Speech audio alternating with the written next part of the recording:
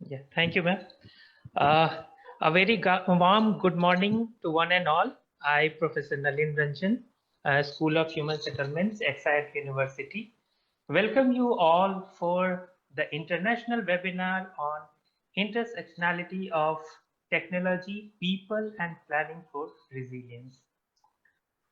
It is an effort of joint collaboration of our host, School of Human Settlements, Exide University, Participatory Research in Asia, BReUCom, and Building Resilient Urban Communities, BReUCom, a project funded under European Union Erasmus.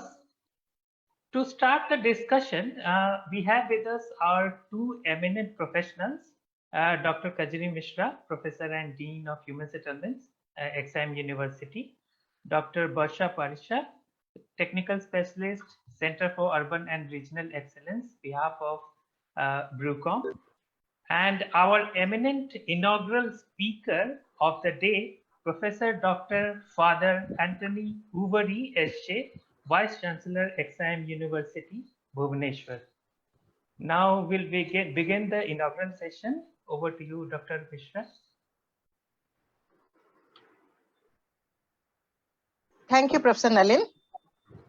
It is indeed both a pleasure and a privilege to be able to host this discussion on something that is so important today to consider, that how do what we all planners and architects and other engineers and other so-called expert professionals, how do we interact with our built environment and the communities that live there, and with the help of technologies, hope to create resilient and sustainable settlements.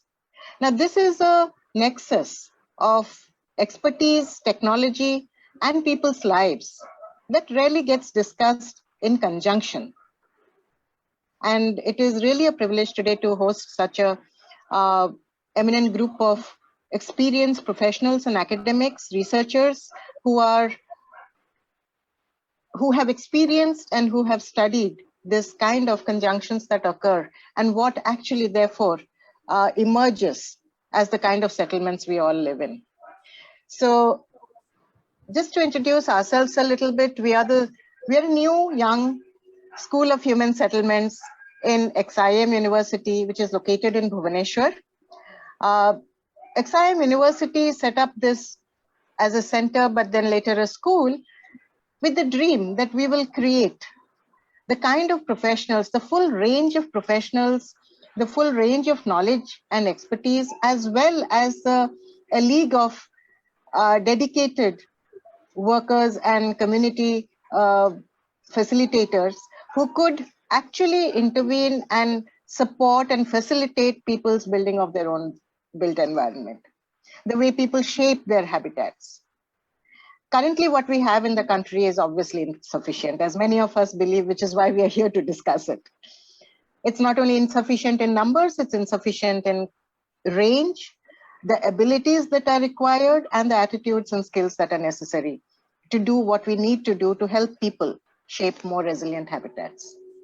And that is why I said it is both a privilege and a pleasure, because many of us who are here have been struggling with this, with the questions and as well as with the challenges that this puts before us, this task, immense looming task, which has become all the more urgent as our cities explode, grow, and become the place where more than half of humanity lives, and which also are shaped, have been shaped and are keeping on being shaped in ways that actually make our climate challenge all the more difficult. The cities affect the climate the most. Cities, for all the reasons that we all know, I will not do a lecture here. But thank you, BReUCom. Thank you, Priya and Cure, for inciting us to do this webinar and for supporting us in organizing it. So I will now invite Dr. Poricha, Dr. Barsha Poricha from CURE to introduce the background and the work that is being done on this topic. So thank you so much, Professor Mishra, and It's a, as you said, it's a privilege and honor, and I think it's very timely that we are doing this webinar. And as you've already said the context, and that actually is the rationale for something like building resilient urban communities, which is actually the project partnership that we are all assembled today under. So very quickly, all of us, I think Professor Mishra and Professor Ranjan before me, before that, have already actually charted the canvas of the climate, looming climate issues that we are going to be facing with, and the kind of cities and the kind of urban habitats that we are going to be dealing with. And between all of this, we are looking at a huge number of marginalization, vulnerabilities, which are going to crop up in different ways. And the COVID, we're already undergoing COVID, and we've seen in the last 2 years the kind of challenges which have come up. So with this kind of a background, very, very briefly, I will share the broad idea about BReUCom. BReUCom is actually a project partnership which was initiated by two European institutes. One, which is the Danube University, Krems, and I think we'll have one of our colleagues joining from there. The other was the ITC, which is based in Netherlands, who've been working a lot around climate issues in Europe. And we've, of course, recently heard the kind of climate challenges that the European cities have also undergone. So they are there, and this was supported by European Union. So I'll not delve into the broad rationale because it's already been contextualized. So the broad rationale was same, that we need to build capacities of people living in these particular cities to have capacities which can address some of these very, very critical and significant challenges, which have a direct impact on lives, livelihoods, and quality of life. So having said that, what is most important is that building resilient urban communities was a little different from the regular grant making programs, because it actually wanted to bridge the gap between higher education institutes and civil society organizations. So the idea was that we have to build this kind of a network between the two, and by creating evidence from the ground, we need to emphasize the curriculum, the pedagogy of planning, architecture, and urbanists, so that they are able to actually address and explore issues such as this in the future as they get into the role of planners or architects or urbanists as they all pass out. So having said that, so the effort was that in the last 2 years, we have tried to work around three particular pillars, which are very interesting. One is, of course, as I mentioned, developing case studies from the ground, which I will in the next panel be able to share a few of them, which are the building blocks for developing some curriculum and some pedagogical material for planners and architects as they move beyond, as they start studying in the various institutes. So these are under something that all of us in the pedagogical world are familiar with, which is professional development programs and open courseware. So we have developed about, if I'm not wrong, about 20 professional development programs by 5 institutes, which are predominantly planning and architecture related institutes, who are NITH, National Institute of Technology, Hamirpur, there's SPA Vijayawada, SPA Bhopal, and KRVIA in Mumbai. And along with that, we have two non-profit partners, one from which I am associated with, the Center for Urban and Visual Excellence, and the second is Cure. So all of these organizations have worked in developing these 10 case studies, which are going to be which are based from the ground, and try to raise some of these broad questions around climate change. And how can we as planners and architects actually address some of these broad questions? There are no ready answers, but how do we start engaging with this thought and this philosophy? So that's what BReUCom was all about. So in the past 2.5 years, we have developed 10 case studies, of which 3 I will share based on this kind of broad intersection of people, technology, and the environment that we're talking about. And the second is that we've also developed courseware, open courseware material, which you'll be all able to access on the website of BReUCom.edu. So it is called BReUCom.edu. So you'll be able to experience that. And as I said, and I'll quickly end with that, and I'm happy to take on more questions, but broadly all that I want to say is the idea has been that how does the HEI, higher education institutes, and especially institutes which are dealing with planning and architecture departments, how do they start building local capacities? local capacities of stakeholders, the communities, as Professor Mishra has already mentioned, the urban local bodies, the state bodies, and all of the engineers, the municipal officials, the sanitary workers, and how do we all start working towards a more inclusive, more equitable, and a more climate adaptive city. So that, I think, broadly is what BReUCom is all about. And as Cure, we are one of the partners who are working with BReUCom, and I'll be happy to share more about it later. And you can also take a look at the website, breucom.edu. So thank you so much, and over to you, Professor Mishra. Thank you, Dr. Paricha. It is now my pleasure to invite our Vice Chancellor of XIM University, Professor Dr. Father Anthony Uveri, SJ, to share his thoughts on the topic for today's discussion and a larger view on the domain. Father? Good morning, everyone. Distinguished speakers of this seminar, and Professor Kajri Misra, the Dean, and all the faculty colleagues, and my dear students and all other participants. A very warm welcome to this webinar. And today's topic is very, very enriching and very relevant topic. It's a time of the need of the hour. At this time, when you are talking about climate change, why climate change? I generally think about, whenever I reflect about climate change, I experience in my own personal life the temperature that is increasing year after year, the winter that is reducing year after the year.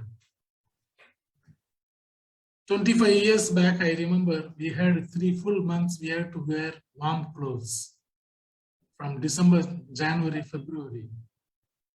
Even sometimes goes up to middle of March. Now it's hardly 2 weeks. The winter is being reduced. It's a major concern for all human beings on earth, particularly in India. Secondly, second point, the summer temperature shoots up. Summer is expanded beyond 3 months. The heat wave, you will notice. And the third aspect, and very important aspect, is because of the economy, because of the monsoon, the people from the rural area is migrating to the cities, urban areas.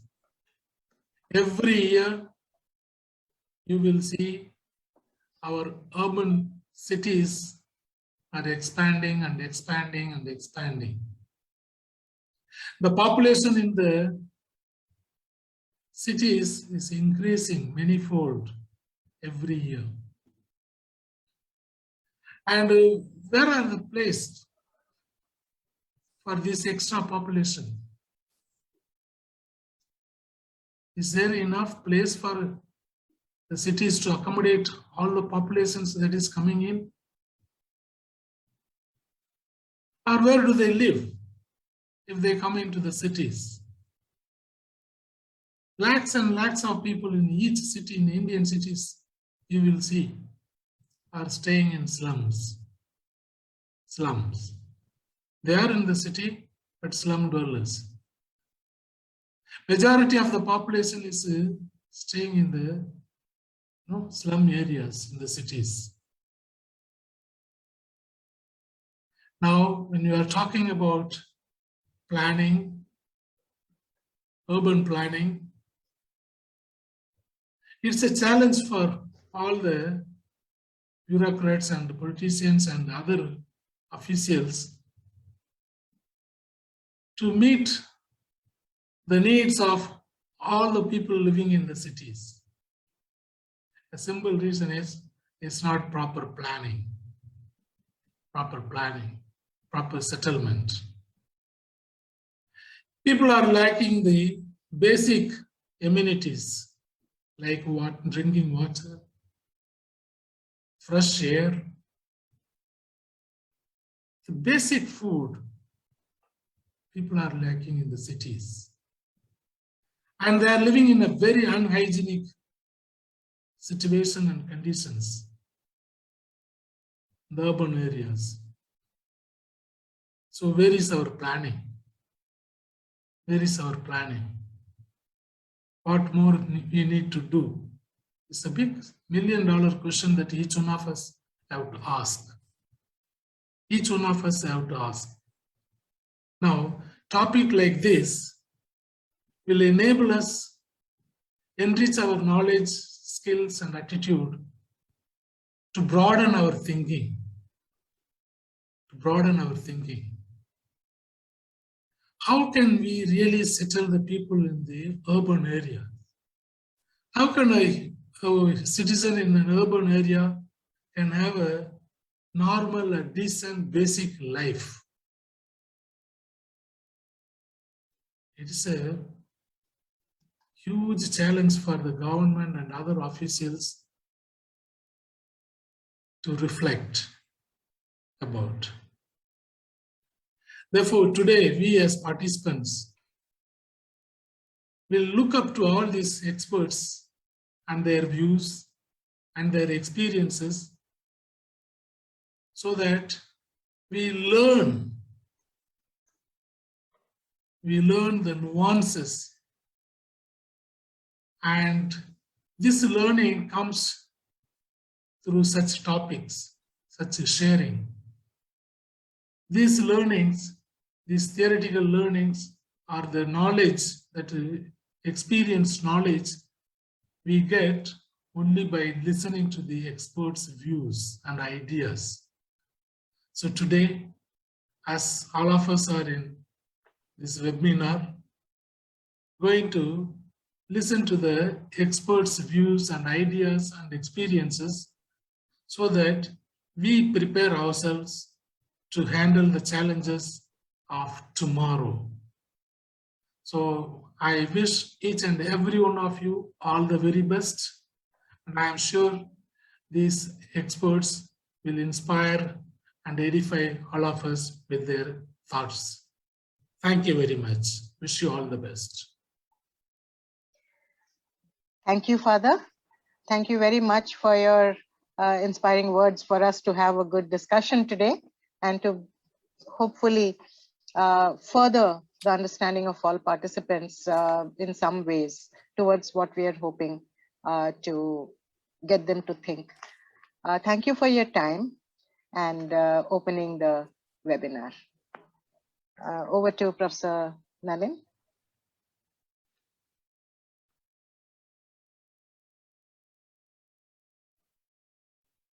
Professor Nalin, you're muted. Sorry. Yeah, thank you, ma'am. Now to start the discussion, and we have with us our two eminent professionals, Dr. Kajri Mishra, and we have three eminent professionals. This is a panel discussion on understanding the intersectionality of technology, people, and planning for resilience. And we have with us our chair of the session, Dr. Kajri Mishra. I think I have already introduced. And we have with us our three eminent panelists, Dr. Barsha Poricha. I have already introduced her also. Dr. Tathagat Chatterjee, Professor, School of Human Settlements, XIM University. Dr. Partho Mukhopadhyay, Fellow, CRP Delhi. He joined CRP in 2006, and he has previously part of the founding team at the Infrastructure Development Finance Company, IDFC. So thank you for joining the session, and over to Dr. Kajri Mishra to chair the session. Thank you, Professor Nalin. I am wondering if one of our panelists, Dr. Mukhopadhyay, is with us still or has probably been disconnected or for some reason. Partho, are you here? Okay, okay. I'm sorry, I couldn't see you on the screen. So this is a panel which will speak to the topic for today, that is intersectionality of technology, people, and planning uh, in a from different diverse perspectives and from different directions.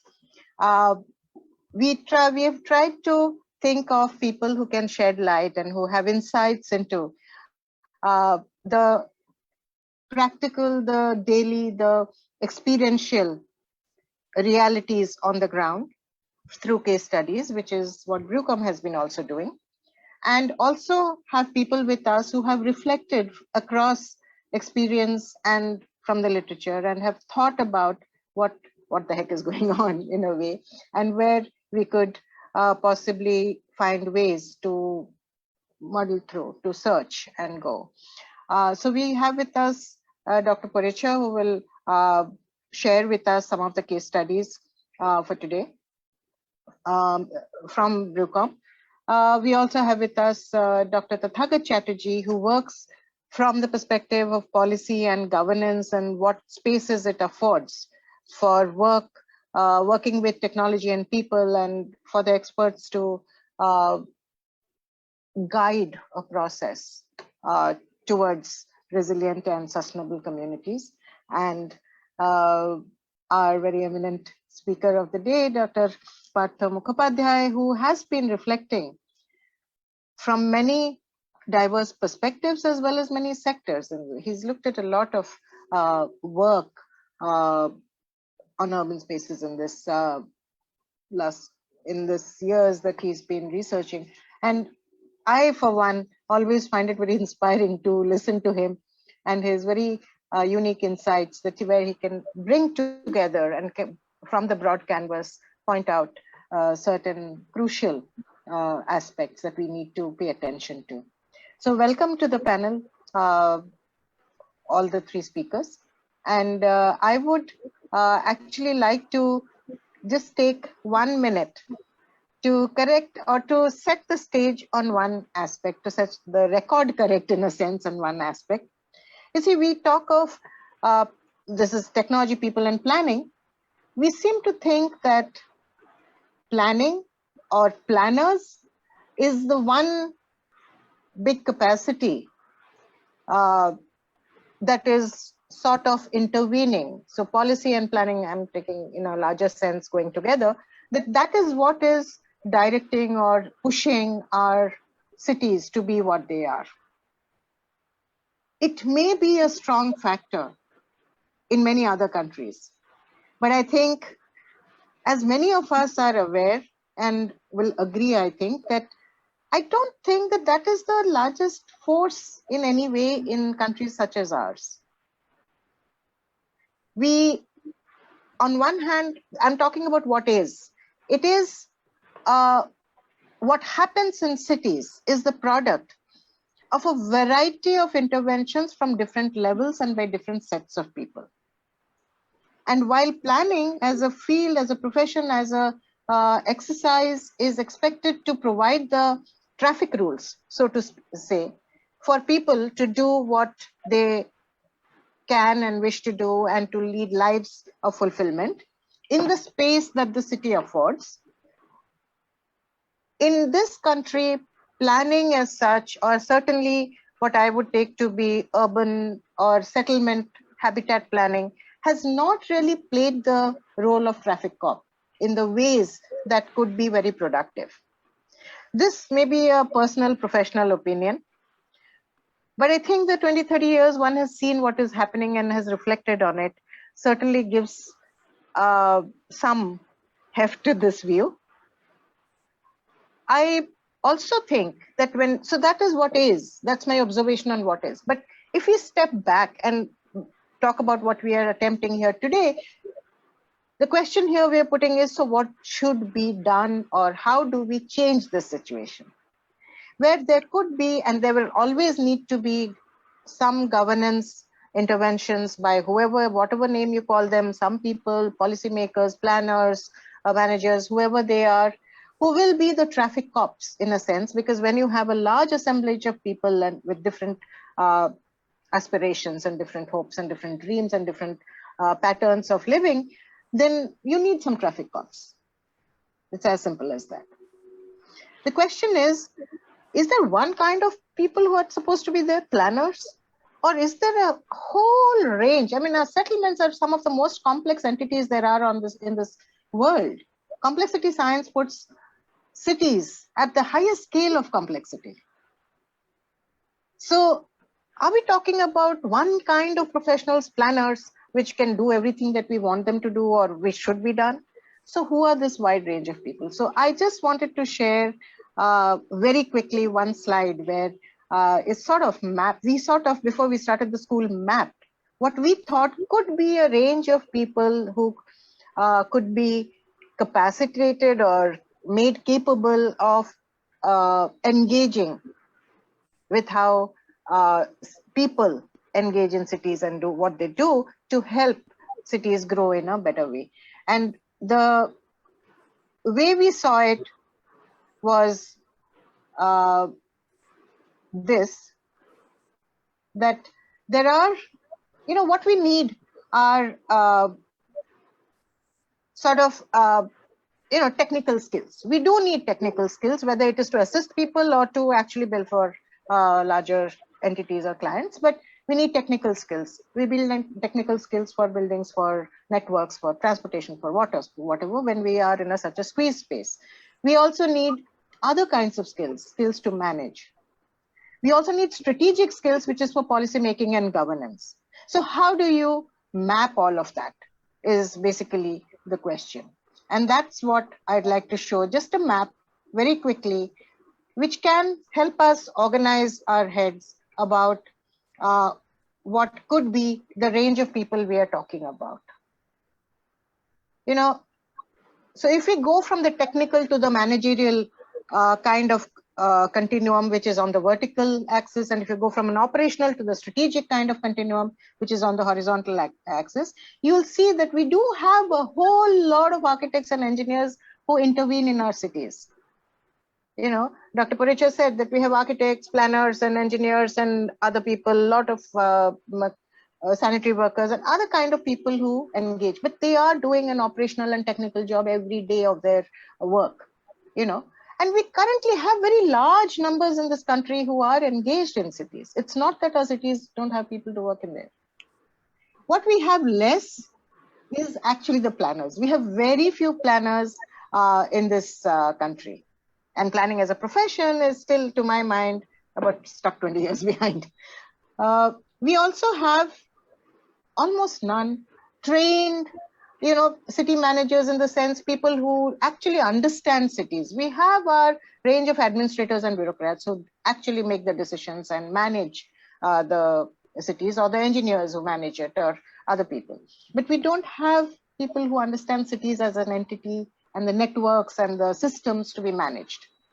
And of course, we have a lot of administrators and policy and governance people who, again, are ill-equipped because they have not focused on understanding how complex our cities are and how communities and systems and technology intersects.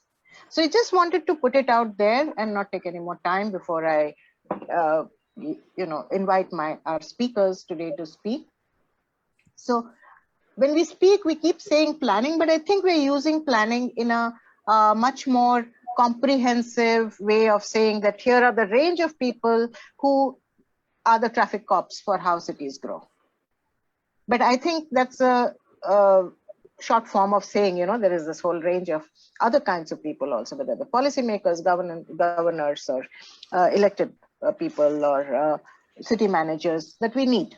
Okay, so with that, I will actually invite our speaker, the first speaker of the day, that is Dr. Paricha, because she has these case studies which will share with us what is the reality. And therefore, we can go from there to talk about other parts of the spectrum of capacities required. Dr. Paricha, over to you. Yeah. So thank you so much. Yeah, thank you so much, Dr. Mishra. And I will just take a minute to share my slide. Is it visible? Yes. Yeah. So thank you so much. And thank you actually for also setting the context.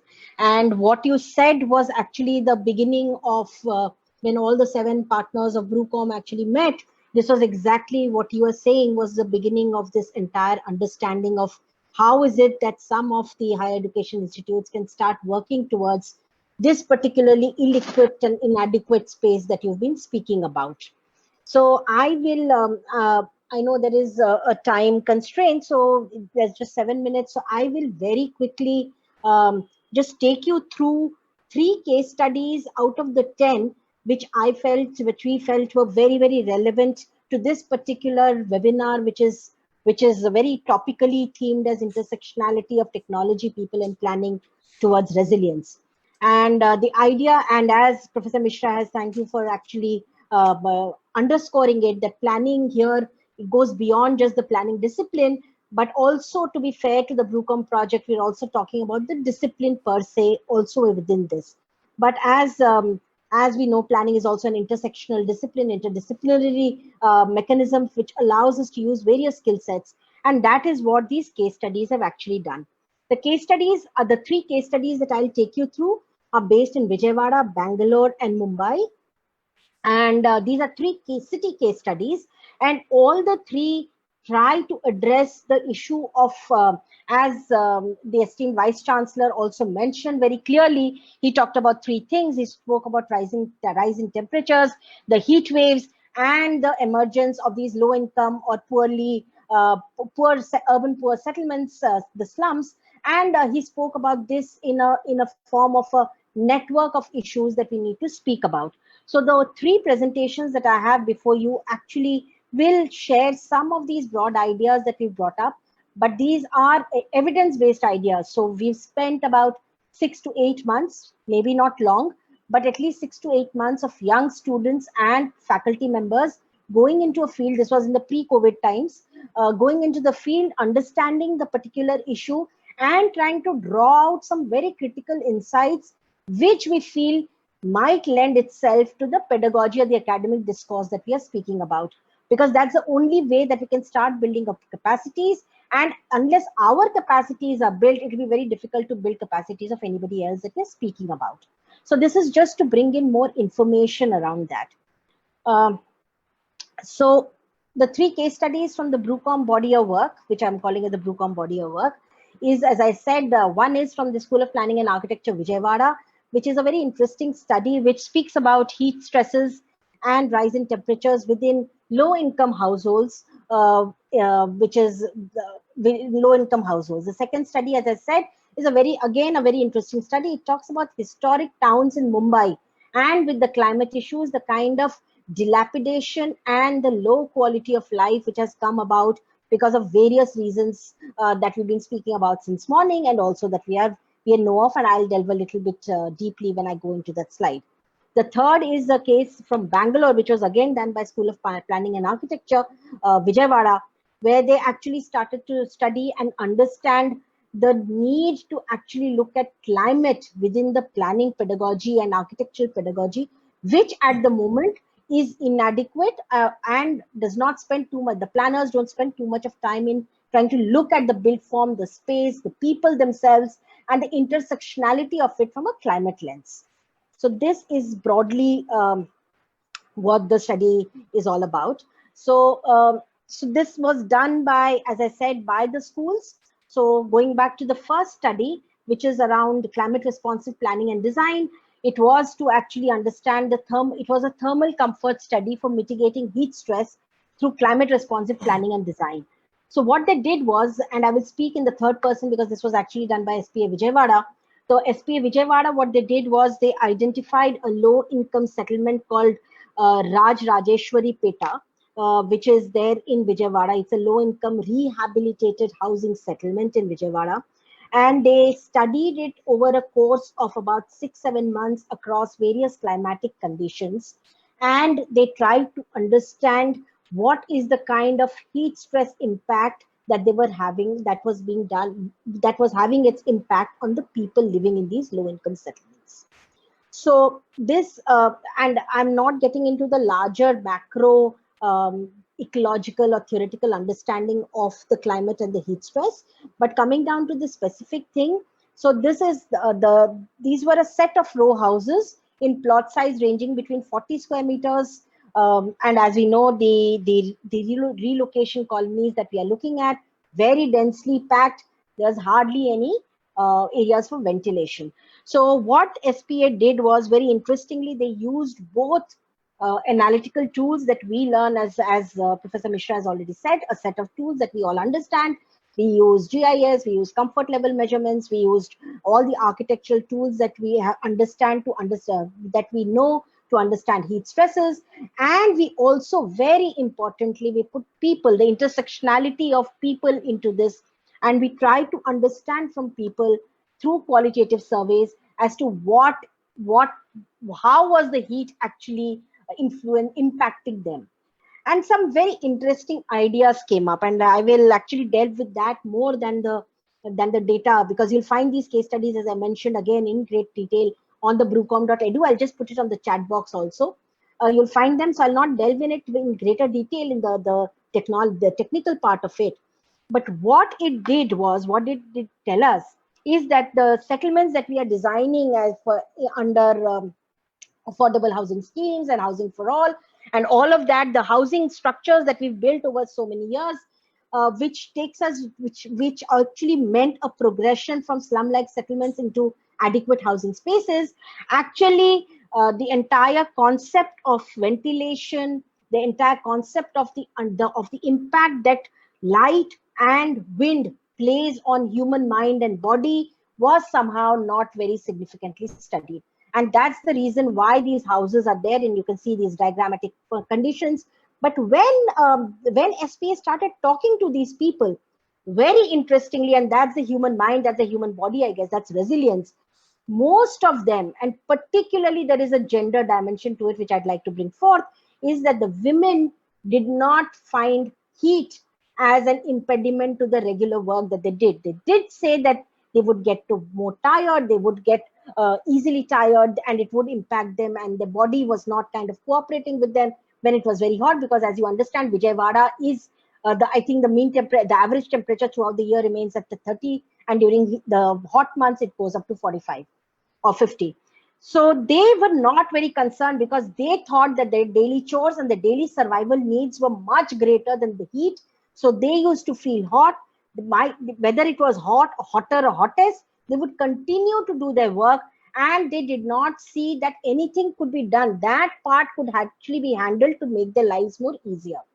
The men, on the other hand, had a lot of problems, because when they were sitting down, when they were talking to friends, they were sweating, and they felt that the heat was something which was actually creating an impediment in their regular lives. And this, I'm only talking at the household level. I'm not looking at the workspace. But women, though they had some workspaces even within the house, they, for once, it did not come out immediately. Of course, when you start talking to them, that's when it comes out that, yes, because it is so hot, I'm not able to do a certain function of my daily course. But it does not come out imminently that, because it is so hot, I'm not able to do this. So it was a very interesting conversation, and that's what made us start to think that why is it necessary that we bring out this particular evidence from the field to say that the housing structures that we are building, actually we need to rethink about the design of our windows, doors, ventilation, wind, air, and actually the SPA Vijayawada team also came up by saying that simple modifications within the existing structure might be able to bring down the inner air temperature by about 3 degrees, which, as we understand, is a significant cooling effect and might have a better quality of life. The youngsters and the kind of studies that they did also, it brought out the kind of impact it has on the lifestyles that we have, the kind of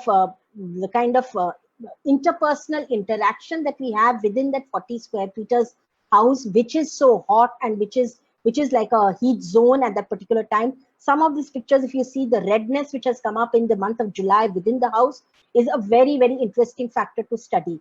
So what I want, 2 points that I want to bring out over here before I go on to my next slide, is that through a little bit of technical intervention and through a new kind of imagination, we can actually work around these spaces to bring in better air quality.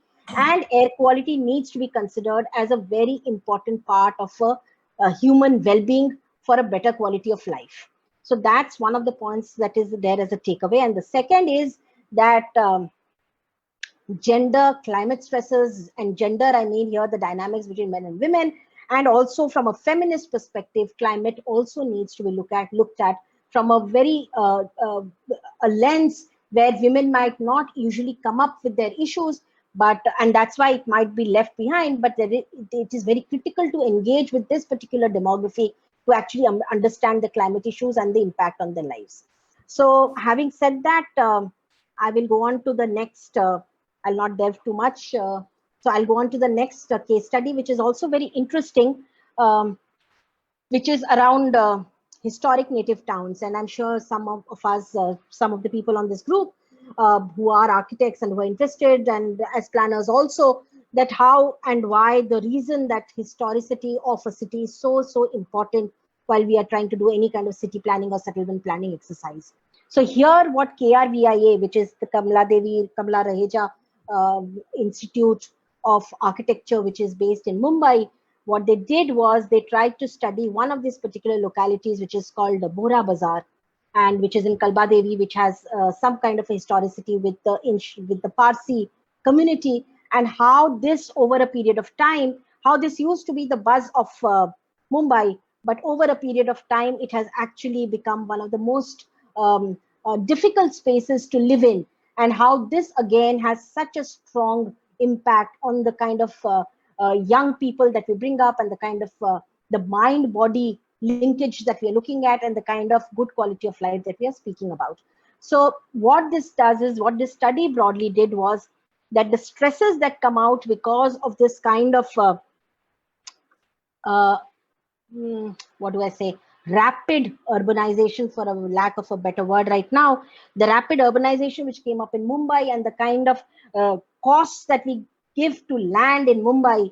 And that was the reason why this particular very small community called Bohra Bazaar, which has a very strong historicity to it, has been kind of neglected, and the kind of land pricing around it has forced these people to actually live in extremely inadequate spaces with very poor quality of light, ventilation, and are also prone to climate stresses, because as we know, with every temperature rising, the sea levels are also rising, and some part of it actually, there's another study related to this which I've not shared over here, which speaks about this little piece of land which is actually going under the sea.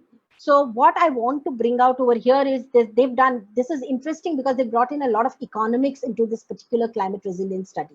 So again, bringing in that intersectionality, that they are a group of architects, but they looked at a lot of economics, people, human beings, and then try to understand why is it necessary that these towns need to be better informed and need to actually work in towards Mumbai city planning, because these they call them very, they've turned them very interestingly, they're calling it them culturally resilient cities. Even though they've become much smaller in size, they're still very culturally resilient, that they are able to adapt themselves. But that adaptability might not be what we consider as a favorable form of adaptability. So that so the group in Mumbai, what they did was they interacted with various stakeholders, they got the demographies, they looked at the economy, because Mumbai is a very strong land monetized economy. So they looked at the economy and they tried to identify the community networks. And what came up was also that for any planning and architecture or any city planning that we need to do, we need to map all these stakeholders. We need to actually understand the rich community network which goes across religion, regional identities, food. They brought in food because it was it is in the fort area and had a lot of Parsi influence, food, and the cultural diversity which is there. And because of the kind of, and because this had this kind of cultural resilience, that a lot of entrepreneurial activity also started to come up, even though real estate was moving in within their community, but some of them became the interface between the community and the people, so that they could get some more economy out of what was going to happen inevitably and they had no control of. So this is what KRBIE actually comes up with, and Professor Pawar, who has actually been the lead for this study, and his interest in historical regions within cities has actually put in this particular emphasis on understanding historicity within cities and trying to understand the rich networks which are there to address a lot of these issues that we're speaking about between intersectionality of technology, people, and planning. Okay, so very very quickly is again, I go back to something that was that came up, which was around the urban heat and spatial dynamic planning towards climate change, climate resilience. And here again, SPA Vijayawada and a team of Meenakshi Jain, Oyon, and Adi and Fez, what they did was they actually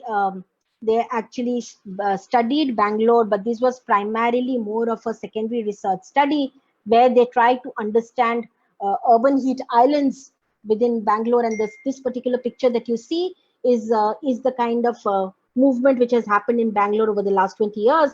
And all of us are kind of familiar that Bangalore is growing at a pace which is extremely rapid in the sense, I have personally not looked at the growth, but I see from their studies that it grows at about 3% per annum, and which we understand is pretty high. So they have actually, Bangalore is growing in such such quickness that unless we as city developers or city managers, as Kajri actually put it, as city managers, unless we start understanding that all of this is related to the cities that we're looking at, it's just not economics, it's just not housing, but it's this entire interconnection between the environment, ecology, and people, which is so important to be looked at. We'll be looking at cities which will need to be rethought of 20 years from now. So what they did very quickly is, of course, they looked at heat waves in Bangalore, and as the Vice Chancellor was also mentioning, the weather was at one point of time, it was a no fan station. Bangalore was a beautiful, they didn't have to, the conditions, the climatic conditions were extremely popular. And then over the years, they've kind of dipped, and all of us know today that you do need to have air conditioning, you do need to have fans, and Bangalore is still very good compared in relation to a lot of other cities, but it is not the way it used to be. So what the team did over there, the SPA Vijayawada team, what they did was they tried to understand the heat stress zones in an effort to guide future city planning.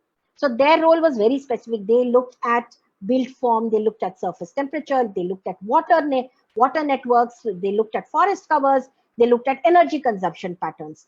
So they looked at all of this, and they tried to actually bring forward a theory which shows that for any kind of city planning, we need to look at all of this within a city for any kind of future development that we might look at.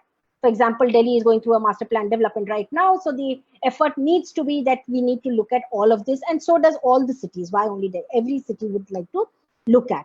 So that is broadly what the study did. And finally, I think what the SPA Vijayawada team is trying to say, that urban planners play a very critical role. And I take Kajri's point that it's just not planners, but I think the entire group of people who are engaging with urban scenarios, they play a great role in trying to manage the heat stress. But this needs to be built in. The climate data infrastructure needs to be built in as a tenet of planning and architecture, because unless we start doing that, it will be very difficult to do any kind of retrofitting 20 years later. So that is one of the critical insights that has come up from this evidence base. So, but thank you very broadly. This is the intersectionality. This is a photograph, of course, that is from CURE, from the organization that I come from. But this is what we do. There has to be the final takeaway is that it needs to all the planning, planning in the larger sense, all the urban city resilience that we have to speak about has to be embedded. There has to be a social embeddedness of this, and it needs to make all people inclusive and equitable in a certain city space. So thank you. With that, thank you so much for listening to me, and I'd be happy to take on any questions later on. Thank you.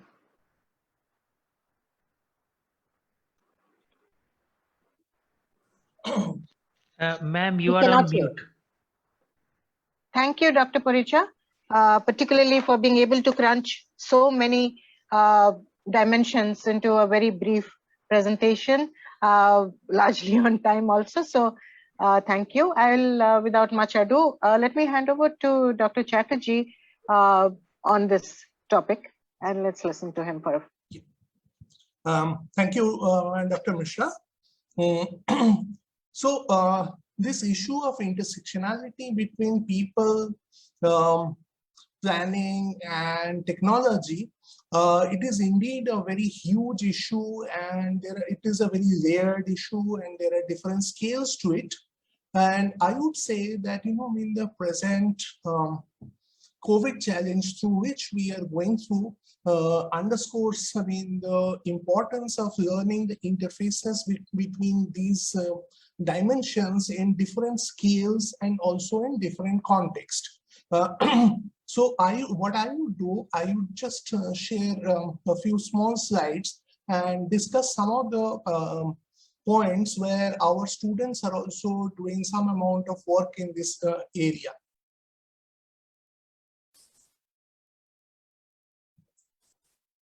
So if we look at COVID challenge, it is indeed a very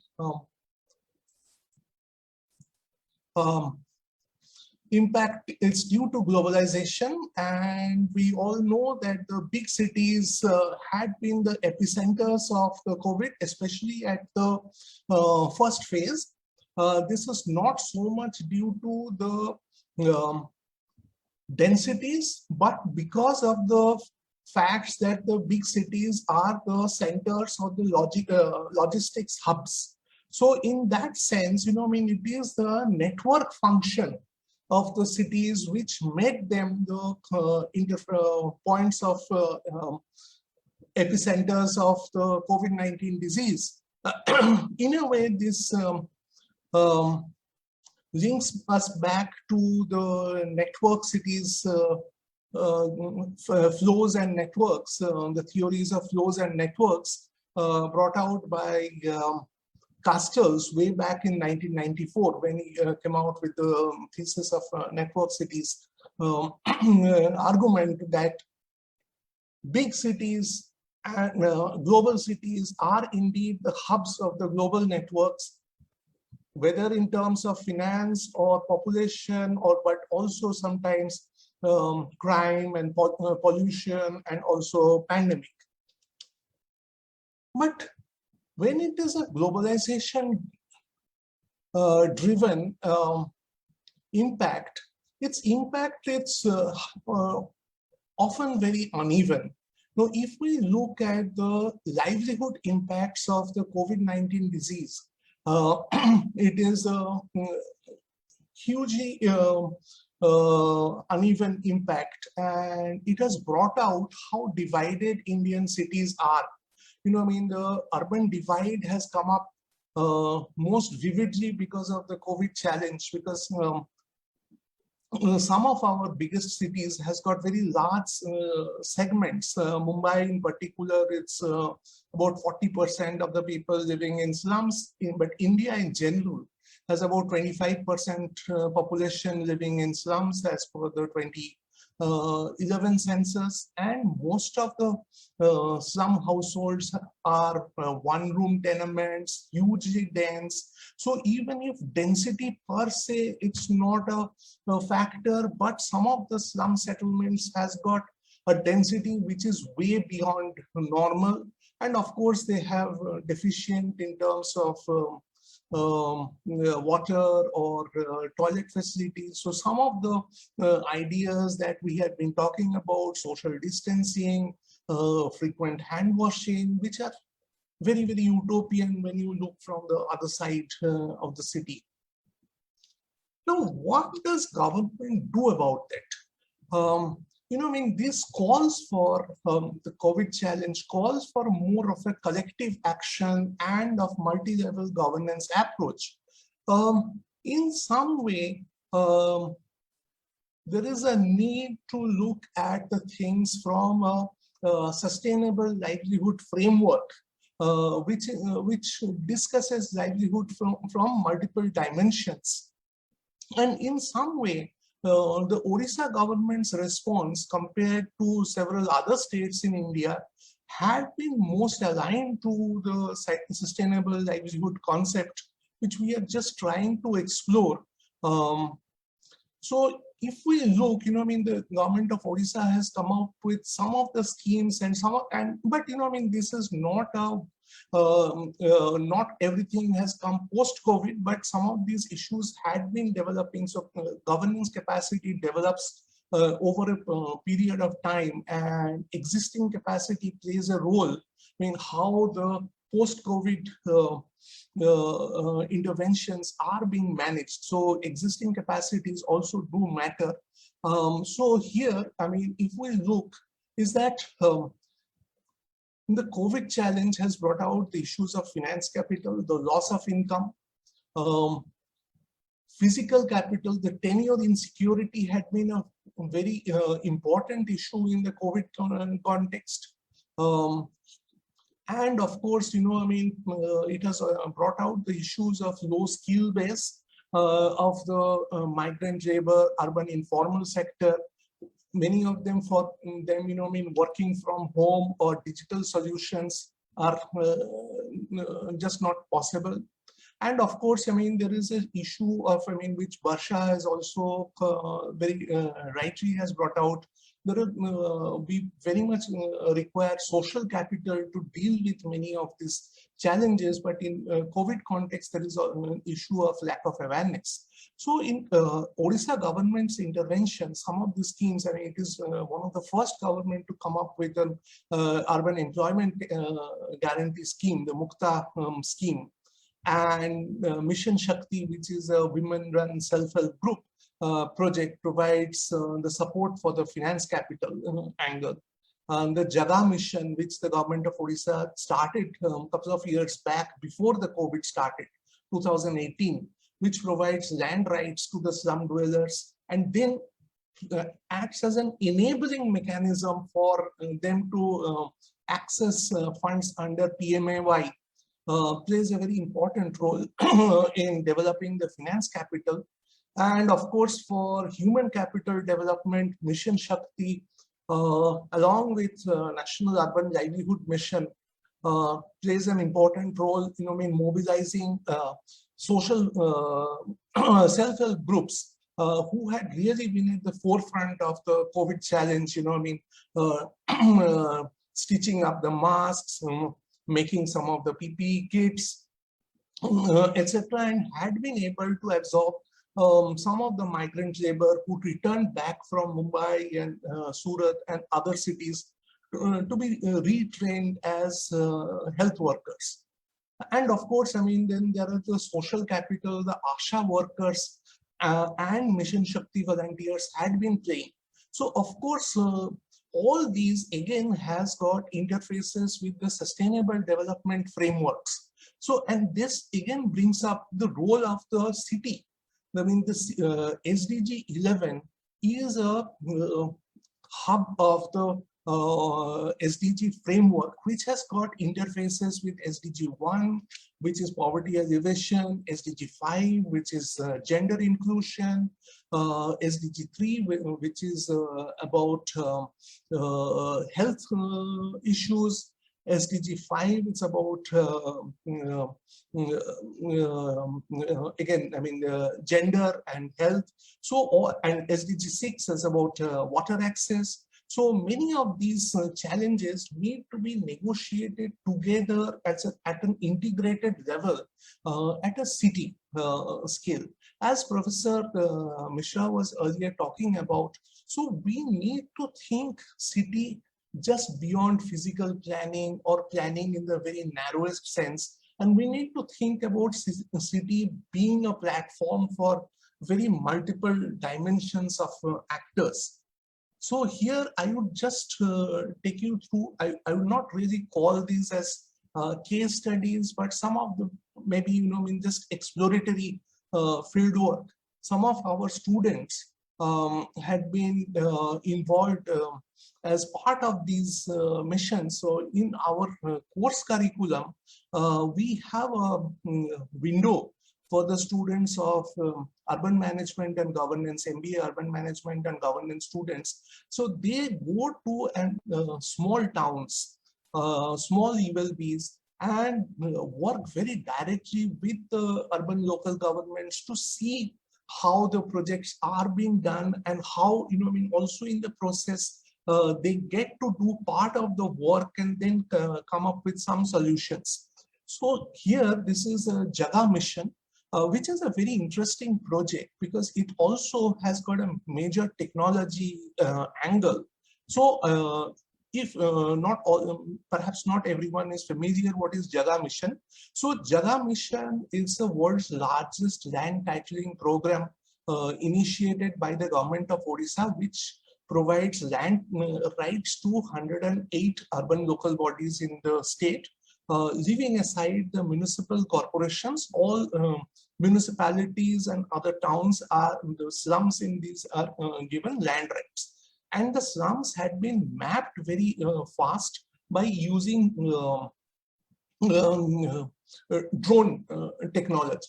But after the drones are being used for overall mapping, then there is a participatory needs assessment being carried out in along with the slum development associations, and then infrastructure gap analysis is being done for specific slums. So here are our students working in Bhadrak to identify, what are the infrastructure gap analysis, so which then leads to project implementation plan being done, which is the next step towards the ultimate denotification and project implementation once the plan is done. So that would enable them to access funds from Swachh Bharat Mission and other kind of missions for developing the slums. And PMAY, of course, is there. Then another project where our students had been involved, and also technology plays a very important role here. It is in Angul, where our students had were involved in analyzing solid waste management process, where, as you can see, that under the solid waste management process in Angul, again, Mission Shakti women-run self-help groups are being mobilized to work in the solid waste management space. And so here are the workers under the solid waste Mission Shakti workers. So they are being trained to operate these e-vehicles. So e-vehicles are being provided to all the ULBs, and these women SHGs, they are operating these e-vehicles. And of course, then wastes are being collected from neighborhoods and are being taken into the process plants, so where they are being recycled to create fertilizer. So it is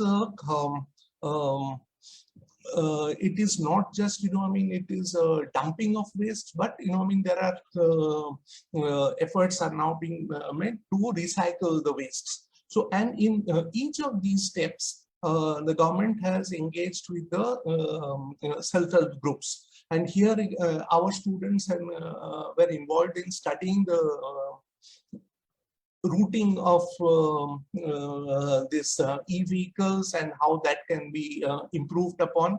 And so these are being done through the use of smart technologies. So here, this is a, and this work was done by the students within a very, very short window of about 40 months during the COVID phase, when the first wave was kind of subsiding during the months of December and January.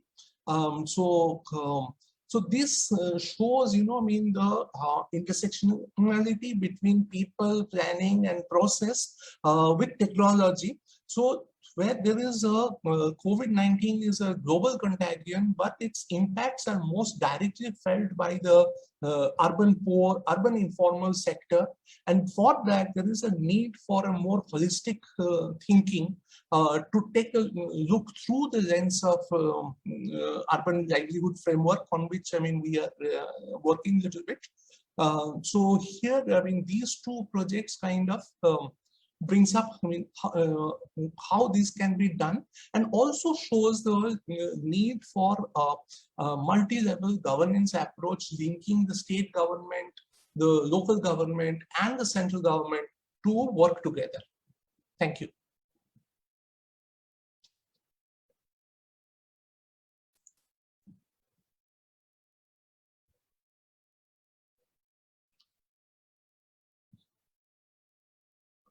Dr. Mishra?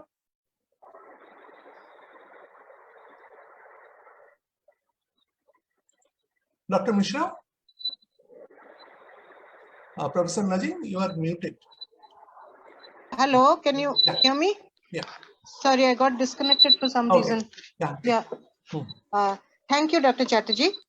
It has been a good, I think, counterpoint from the case studies that Dr. Paricha shared to listen to how the entire set of dimensions, that is from governance to policy to actual practice, actually intersects to create some of the situations that have to be handled. And the two experiences, I would say, not case studies, from what our students have been doing, definitely illustrates that very well.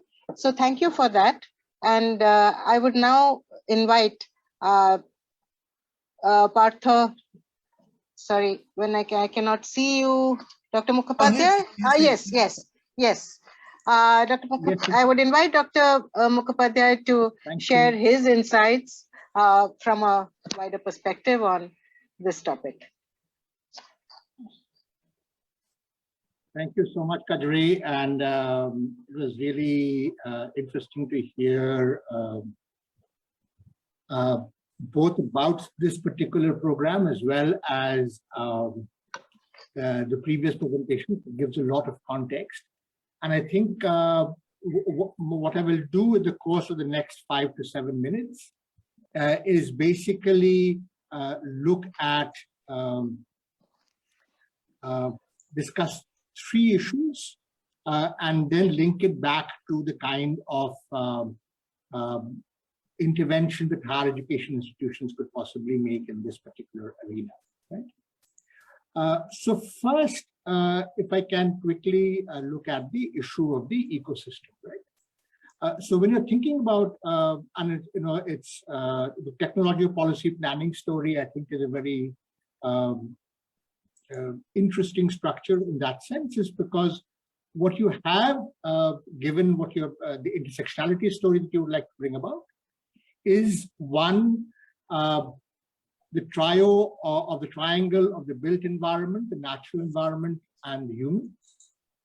And on the other side, you have the other trio of gender, caste, and occupation, and the links between these 2 kinds of structure that comes through. Right? And in a sense, a lot of the debate that sort of came up in the case studies around, especially the BReUCom case studies, are about what is the appropriate engagement between the human and the built, and what effect does it have on the national environment. And Bangalore, of course, given what we know about the Akrama Sakrama and the way in which a variety of water channels have been disrupted by the development of Bangalore, we have a sense of the kind of impacts that these developments could have. So let's just put that fact there, and I'll come back to how to deal with it in a second.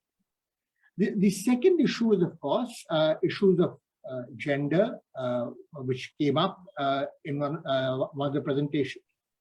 And then there is the caste and the occupation. And caste and occupation, of course, are quite strongly linked in many ways. And the question then is, to what extent do these actors therefore exercise agency and power in making decisions about that relationship between the built and the human environment, right? So when you're designing that particular house that was just shown, whether it is the 28.6 square meter house or the 36.8 square meter house? What was the ability of groups who were using it to intervene in that particular space? And how, in that human aspect of the built, human and natural, what are the relative power positions of gender, caste, and occupation? That's the sort of lens that we need to sort of, I would think of looking at, because what we have then is planning, to me, then becomes an exercise in the technological part of it. The professional part of it is an exercise in mediating these demands across what you want from about preserving certain aspects of the environment, about providing certain aspects of the built environment, whose built environment do you actually want, both in terms of the spatial location, both in terms of the actual design. And then when you're talking about the demands of the built environment, who are you catering to, right?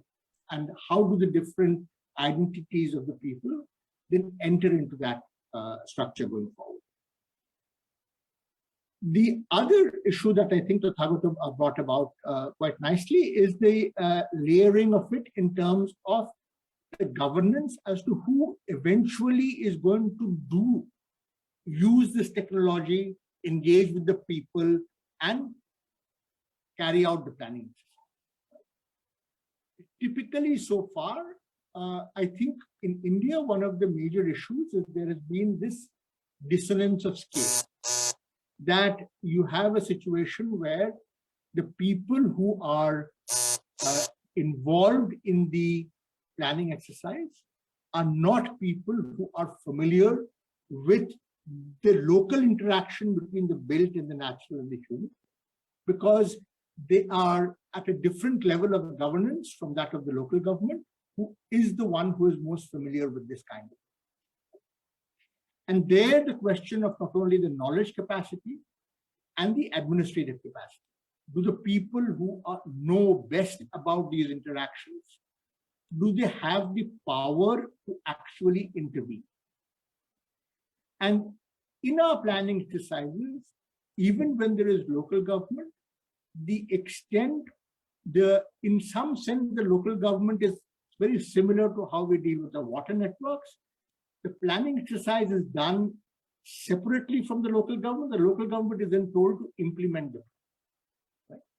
And that's when one of the issues that comes through is, unless you have done this planning exercise reflects the kind of issues that have been spoken about, it will be extremely difficult to go ahead and implement it, which is why you end up then with this major violations of whatever planning there is, because the city, the organic city, the functioning city, does not function according to the plan that has been created.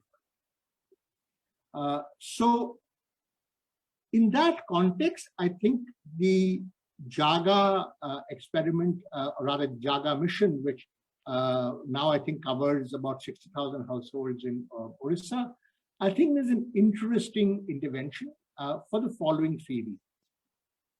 Of course, the first issue is it encompasses all 3 elements.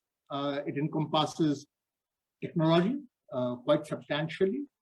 It involves people, and it involves planning, because it's not only just about providing land rights, but it's also now increasingly moving about making infrastructure improvements within settlements. And very similar to the celebrated Kampung Improvement Program in Surabaya and so on, they are actually seeming to be involving the local community quite substantially in deciding that structure. However, in that, we must be careful to try and understand what are the power dynamics within that community, and there, of course, caste, gender, and occupation will come in.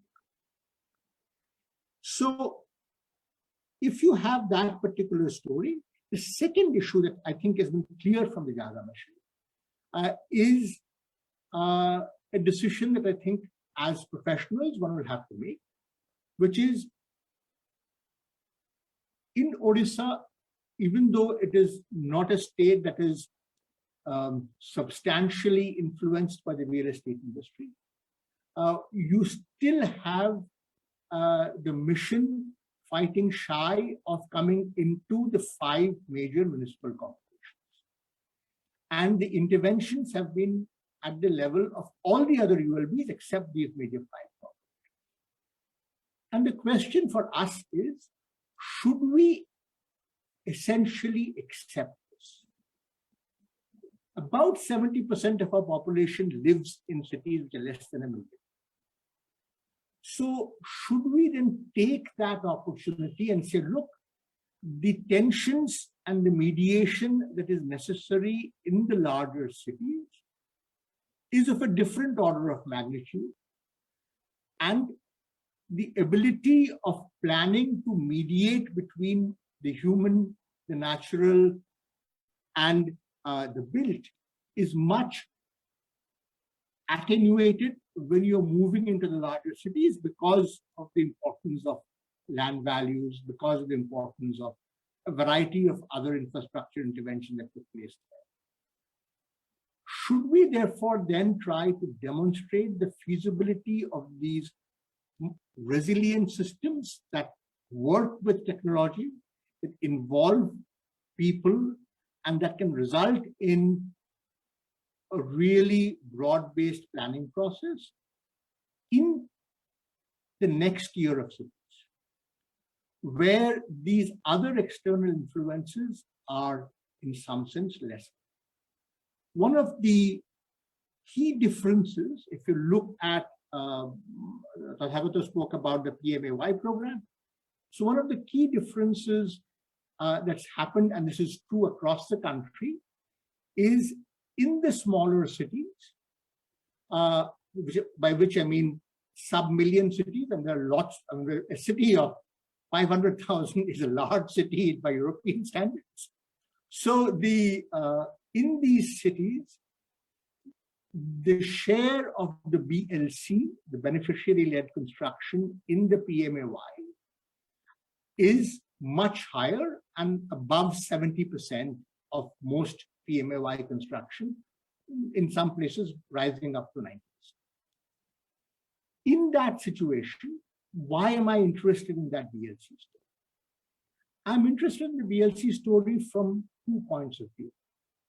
First, it is in some sense a space where there is agency that is available for the individual to design.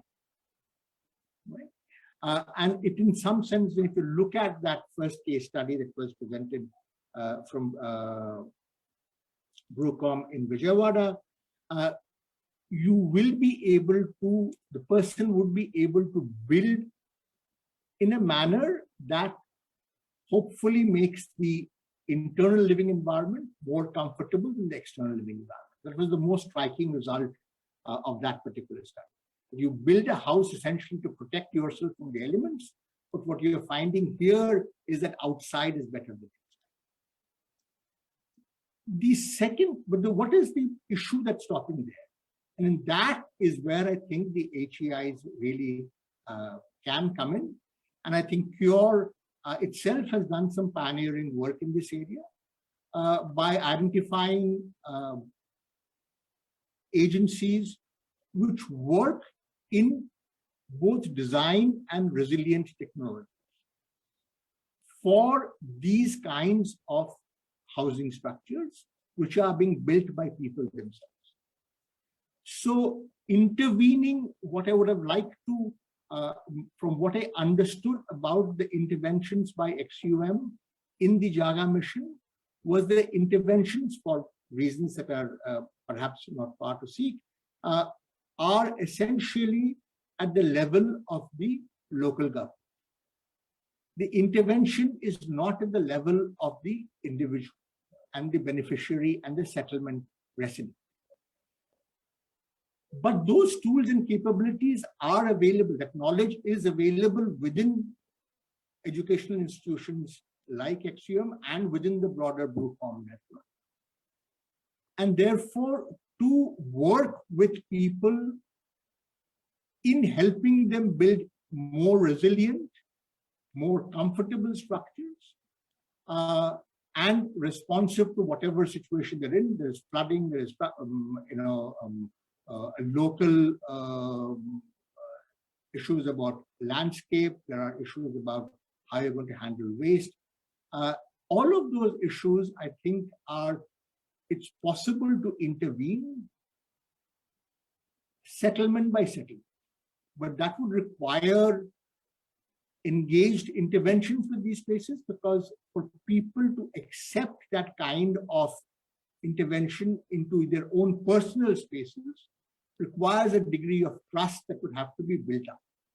So in that sense, one would therefore have to partner with civil society organizations who may already have that level of trust, and therefore be able to then route the technical support through those organizations. The technology part of it might have to, how does technology and trust then sort of intermingle with each other, is something that we have to then notice going forward.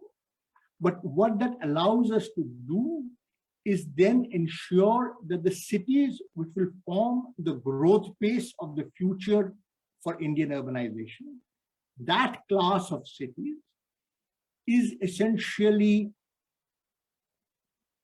a space where technology, people, and planning intersect productively and constructively, and you essentially have built a base that is strong, and therefore you then can go ahead and figure out what to do with the other big cities, which of course are places of work and places of structures and many other issues in that place, but most of them would need sui generis approaches given the nature of their structures going forward.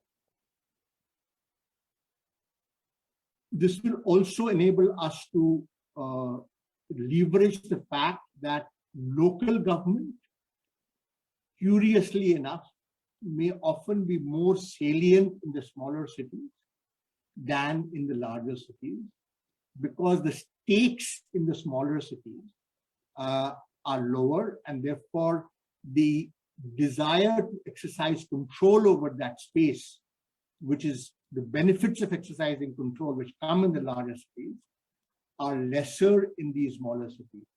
And therefore the competition to exercise control by different government agencies is therefore less intense. So in conclusion, therefore, what I would advocate in some sense is that I think these triads that we have been talking about, which is that of whether you're looking at the intersectionalities of gender, caste, and occupation, the intersection of the built, natural, and the human, of technology, people, and planning,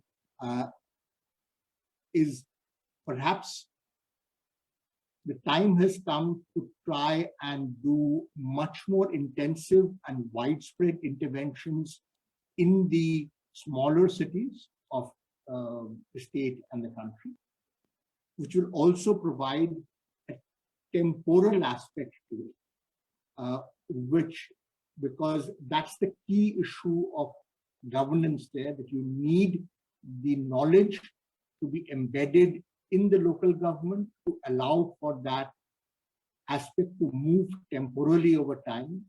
Because otherwise, if somebody is coming in for two years and going away, the ability of that particular governance system to respond to a long-term change that is climate is hard and difficult.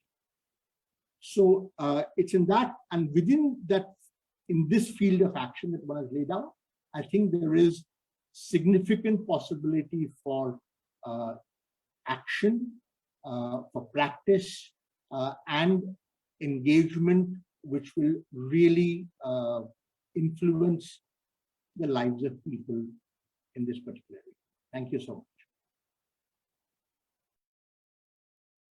Thank you, Dr. Mukhopadhyay.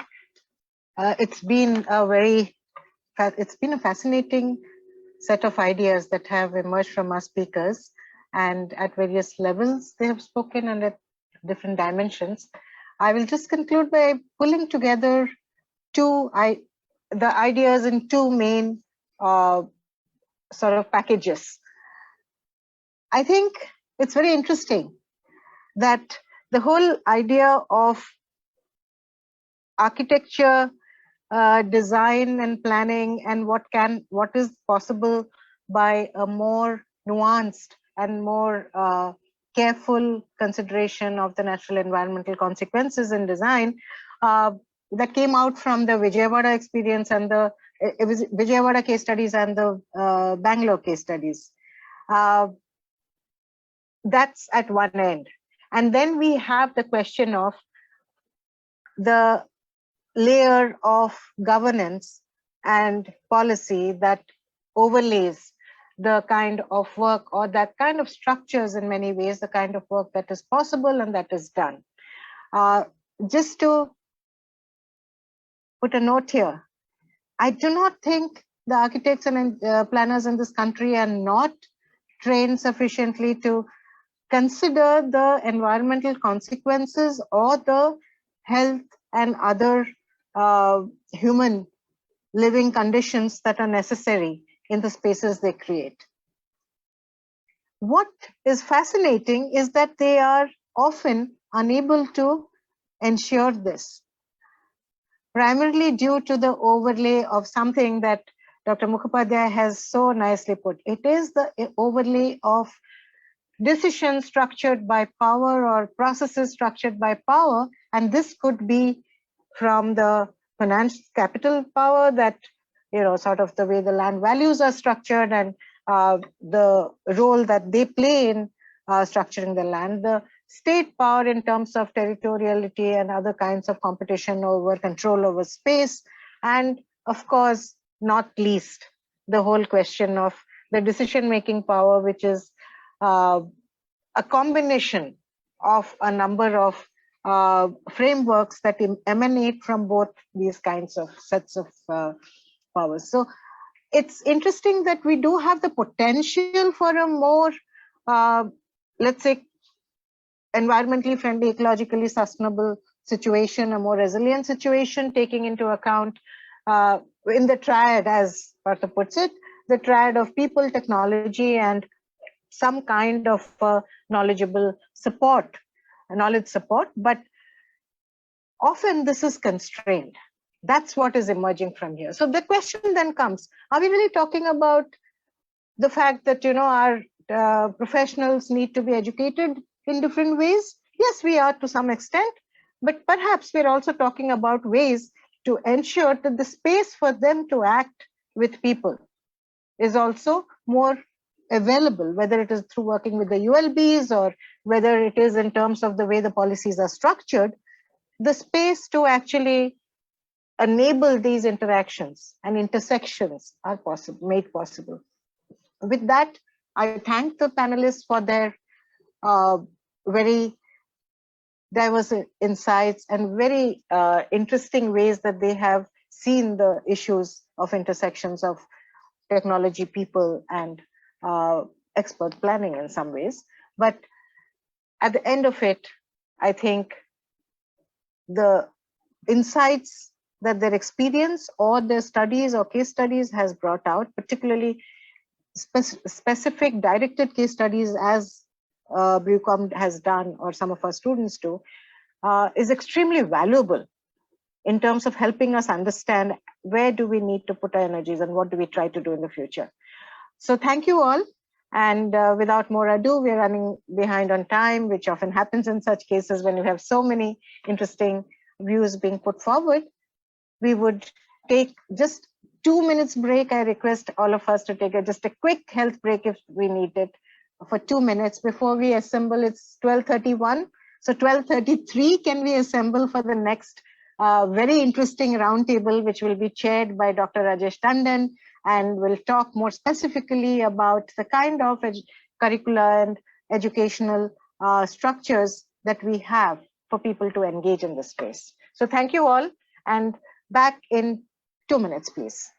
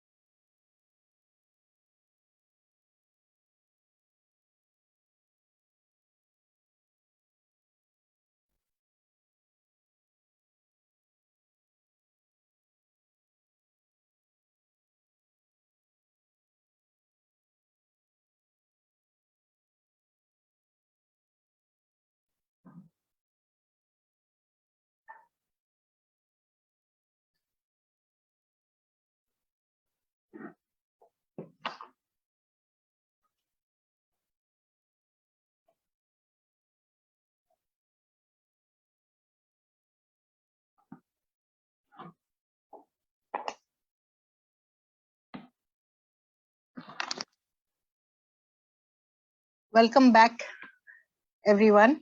And I will request Professor Nalin Ranjan to take forward the next session. Professor Nalin, you are mute.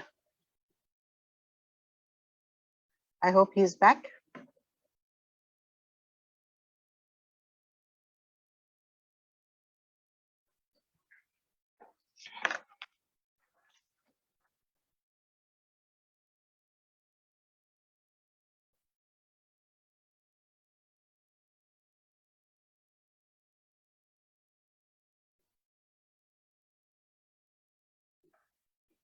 Oh, I think Professor Nalin is not back. I'll have to call him back. I'm just calling him back. Yeah. Yeah.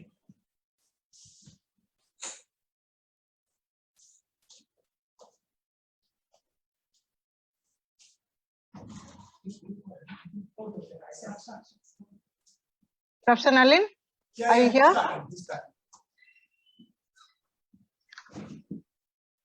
He's starting.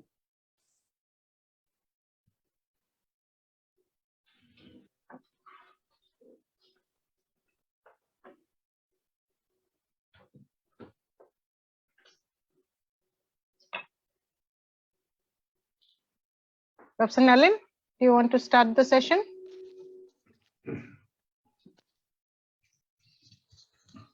So I think we should start the session, and thank you all for joining the session again.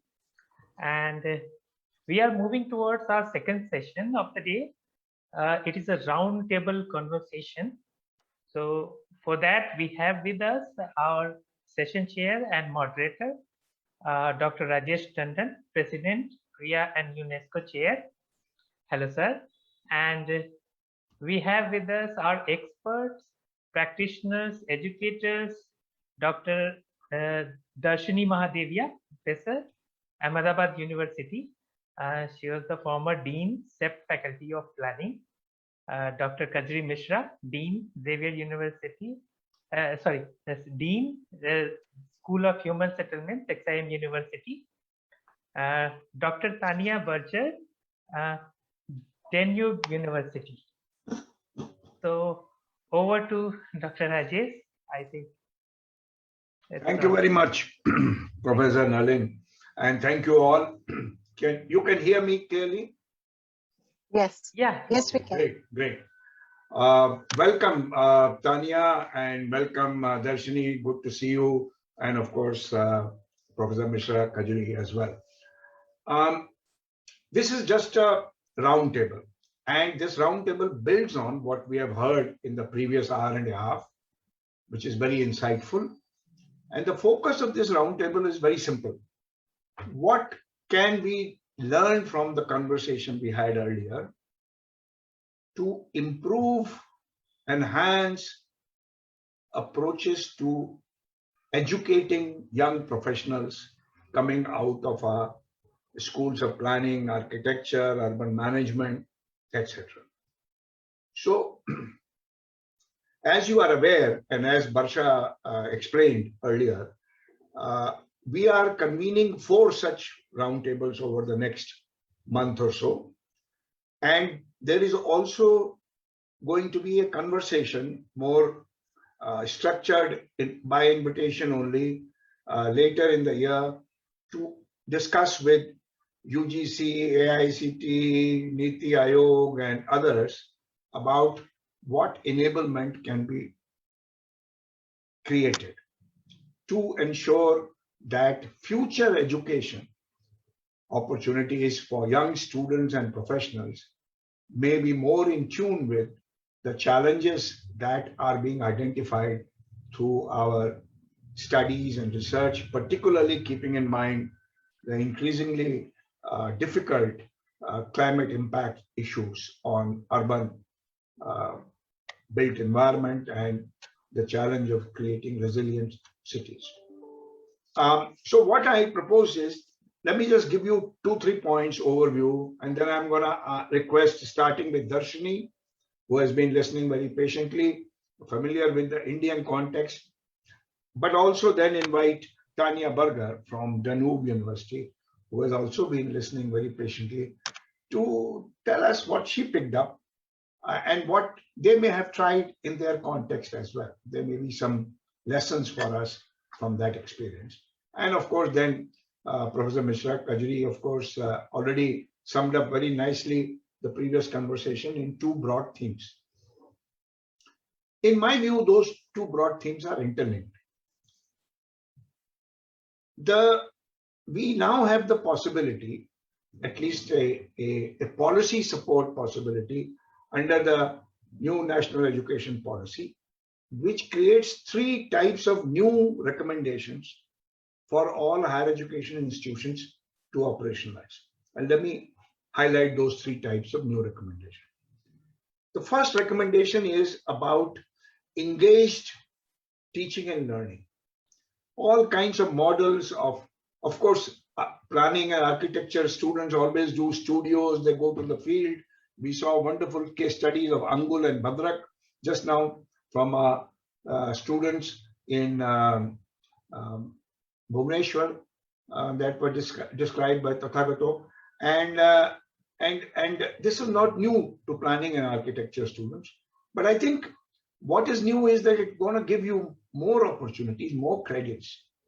Formally, more credits can be taken through engaged, in situ, on the ground learning than in the classroom. The second policy imperative that has come about, which is, I think, very supportive, it is to talk about actionable, useful research. There is going to be more support, policy support for it, hopefully more funding for it in the future. But there is now going to be individual assessments of academics in their careers, as well as NAC assessment in future is going to be more reliant on actionable research than merely research per se.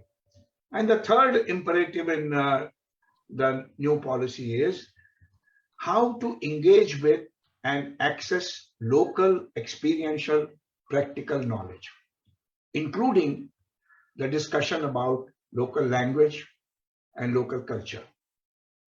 And I think the case studies presented before illustrate how local habitations are essentially socio-cultural and economic systems which are distinctive. And while universal theories and principles are applicable, they have to be contextualized locally.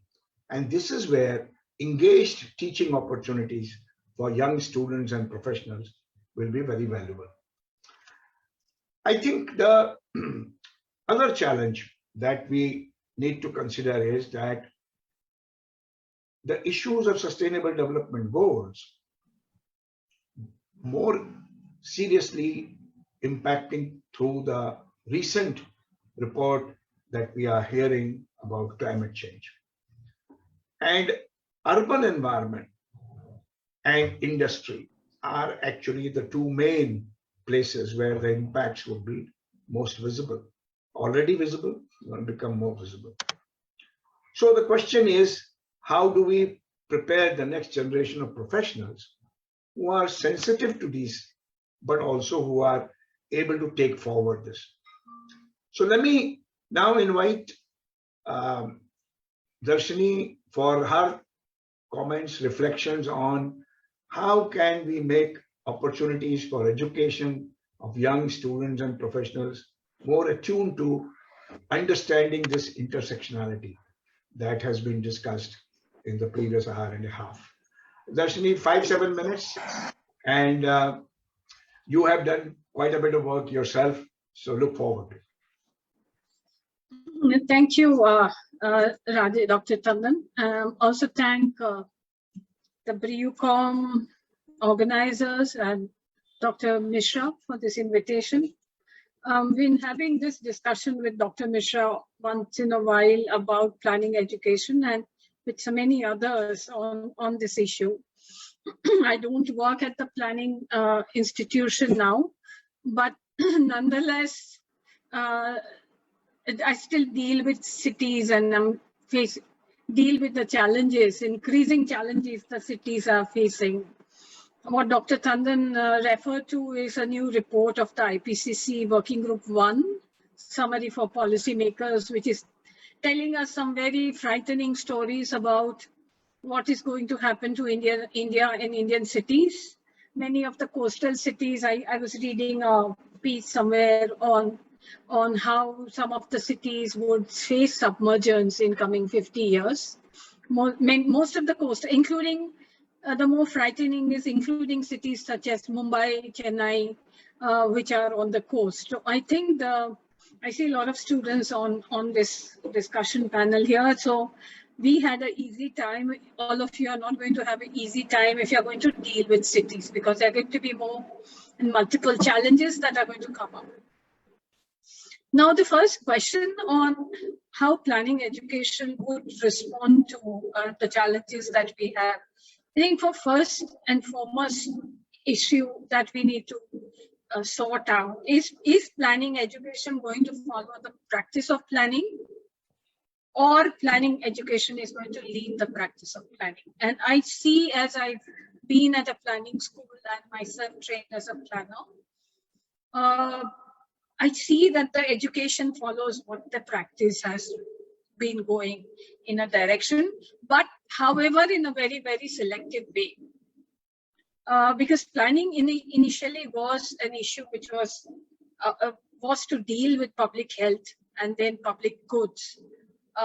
Over time, since 1990s in India, 1980s globally, planning started to be what we call moving towards supporting or facilitating the market functioning. And so all the planning schools then started following curriculums that would lead towards a training, which is what we call job-oriented, market-oriented training.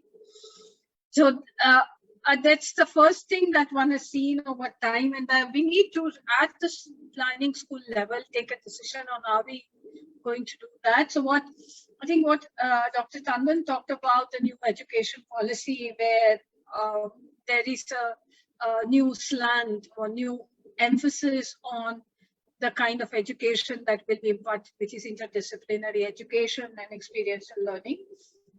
However, planning has been a program which has been interdisciplinary, but I think we are not really very clear what interdisciplinarity that we are going to talk about, and two, what are going to be the key areas of interdisciplinarity, how to teach interdisciplinary courses, or how to teach an interdisciplinary program. I think we are at the university that I am, we are struggling with that, because at the core of the university, Ahmedabad University, is interdisciplinary learning, and we are still trying to understand what it is. One way to go about doing this interdisciplinary learning is to physically put two faculty members with very different backgrounds together in the classroom and start looking at the same problem in a way that you find a solution. For example, I was teaching a course where it was on urban governance, and one of the module was health. So I had a biologist who was working with me, and we were looking at, he was a virologist, not a biologist, so virologist, and looking at it. And then I think we went into lockdown. And so that was and so we were looking at urban spaces and how viruses strike and what is the epidemiology, how they spread, and so on. Now, this kind of interdisciplinary learning comes only if we go into, as Dr. Tandon said, experiential learning. I think planning schools are very, very rigid in the way, because I know Dr. Mishra knows that we have to get our accreditation and all that, which are moved in some 1950s and 60s and so on, thinking that planners are the masters. That's the term, master plan, that they are going to guide it's also a very much, male-centric approach to somebody is sitting at the top deciding about what the cities should look like, etc. And if you look at the cities historically, they've developed on their own. So firstly, planning education needs to relearn what is interdisciplinarity. Planning education needs to challenge what's happening in the practice and start influencing the practice in small ways to begin with, and wherever I think in innovative schools such as the one we are here now, Xavier's University, we could take initiative if the governments are flexible enough to listen to us.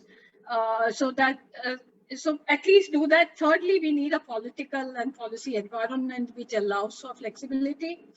Fourth thing is that we don't know how to surmount the problem of accreditation, because now we are in a regime, and this is not for the students, but for others, I think Dr. Tandan, Dr. Mishra and others, that, I mean, it's being told that you are a private university and you have a flexibility of certain things, but then you have NSC compliance, 12B, this, that, and there are so many compliances that are required that it just pushes you back into the same rut in education. There's an over-regulation of universities and academic programs that does not allow for flexibility, as well as something that has happened in planning education largely over India is got privatized.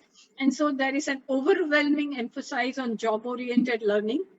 And that's where one loses out on real learning, and students eventually pick up skills that makes them marketable in the market. So what I think is that we may need to, because we have only 5-7 minutes, and I can come up in the future and in next round, or if any questions are there, that supposedly if we have to translate, this is IPCC's only first working group report has come. There are going to be 2 more reports which are going to come. One is the second report, which will be released sometimes around end of this year, is going to be adaptation and in climate change, and how cities, and there are, I think, chapters on cities and adaptation in that.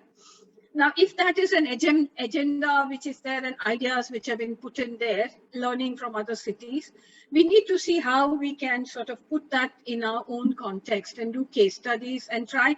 Now, there can be no learning for future unless that's implemented at the local level.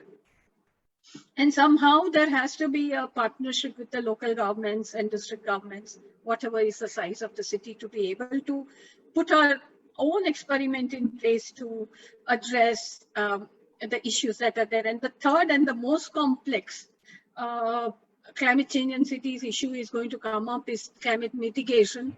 This report policy will be released in somewhere around March 2022. And the mitigation is forecasting what are going to be the emissions from the cities and how are we going to cut that out in transport, in industry, etc. And that's furthermore challenging because that's where planning can come in. But how do planners come in? Do we have databases? Do we have knowledge about what are the interaction? I think there's a big hole about, let's say, a simple, and I leave and there, that if it's a metro system put in, what is the carbon impact of the new metro system that has been put in? Is it what we require? Is it carbon neutral? Because by 2050, India would be carbon neutral. Is it going to be carbon neutral? Or bus systems are better? Or in small cities, walking and cycling is better to be able to meet the climate change say challenges? I think we don't have data. And when we practice that, we can simulate something, but we can simulate the models only if we have some practice of doing it. So I think there's a lot needs to be. I mean, I think there's a huge field open for the students who are on this call in terms of their professional work. Partly you will have to come out of the rut and not look for safe jobs and think innovatively. Thank you. Thank you very much, Darshini. Very, very thoughtful and provocative, as always. Let me invite Professor Tanya Berger from University of Janoob University. Yeah, thank you very much for having me. Welcome. Yes, I'm here. So may I first of all thank you for having me. May I thank the organizers to have me here, and quickly to introduce me, because it might sound strange what I should do here. So I'm Austrian. I'm an Austrian researcher in the built environment. And I had the pleasure and the honor within the last years to work together with many of you. It's really a pleasure for me, for instance, to see Darshini again here. Good morning, or hello, Darshini. And also, I remember that Bata was presenting in our previous conferences that we did in a previous project that was leading up to BReUCom. So we had another project entitled Building Inclusive Urban Communities, short for BReUCom. And you can even find that one online as well. So we did case studies in this particular project as well, Indian case studies, which might be of interest for the students attending this webinar today. So again, thanks a lot for having me. And it's really always very inspiring for me to have these insights into the Indian perspective. And of course, this is an outsider's view, and my knowledge of the particular circumstances in India may be limited. However, I think with all the differences that are there between Europe and India, obviously, still I can discern lots of similarities and lots of common challenges, not least, of course, climate change and what it means to adapt cities to the impacts of climate change.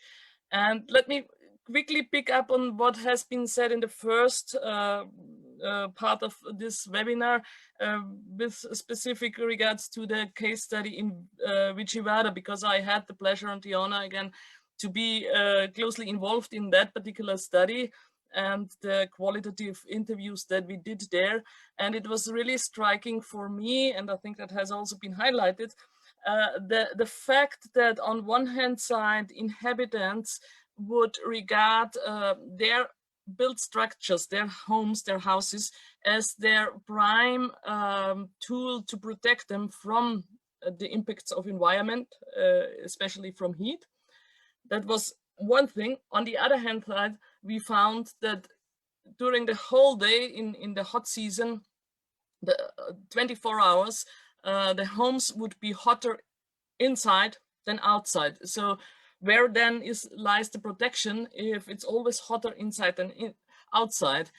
And that was, of course, particularly relevant for women who stayed most of the time at home if they weren't working themselves. So that had an effect, as Basha has been pointing out, on their daily lives. It had an effect also on their husbands' daily lives and the way that they could exert their professions and the way they could earn money. It had, of course, a negative impact. And in a conclusion, they had, in a way, no agency over their own built environment and the way that they could protect themselves from heat. So that, I think, again, that leads us to the question of how much agency in general do inhabitants of the built environment have over this particular built environment that they're inhabiting. So, and I think that is something that has often been neglected, and whether it's Europe or it's India, I think this tendency and the let me say the temptations of big scale planning, of the master plan, that has all influenced the profession in a way that we are rather building for people rather than with them. And I think that is something that we really have to learn again, or have to learn. And at least in what I see in higher education in Europe is often not geared towards that goal, and it's still very much this this vision of the architect, the designer who creates, who drafts, who draws up grand visions and comes in with the solution. And I think when I talk to young students, I often see this reflected in their eagerness to immediately come up with solutions, rather than sitting down and listening to see what is the need, what are the problems, what is the specific situation that is there on the ground. And only after knowing that very well, only then, I think, should we as planners start to think about what to do. I think it's really taking one's breath and sitting down and trying to learn the particular situation that we are intervening in as planners, as architects, as designers. That is a challenge. And of course, the employability of students has gained a lot of prominence in higher education planning, and I completely agree with Darshini that this can be quite a danger, and that of course, as it has been pointed out again previously here, of course, as planners, we do act within a societal framework that kind of leaves us only certain roles and certain possibilities. And do we accept this role, or do we try to push the limits, and do we try as education to lead the profession, or the other way around? Yeah, I think that is an important question. And in the end, it's about power relations in the built environment, or power relations that play out in the built environment,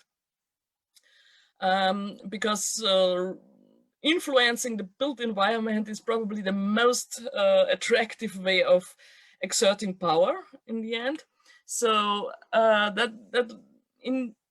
is, if you boil it down, it's of course a very prominent societal question that can't be solved by designers and planners and architects themselves alone. It's something that has to be decided in a civic debate, and that, I think, is where our responsibility also as citizens comes in, and not just as professionals.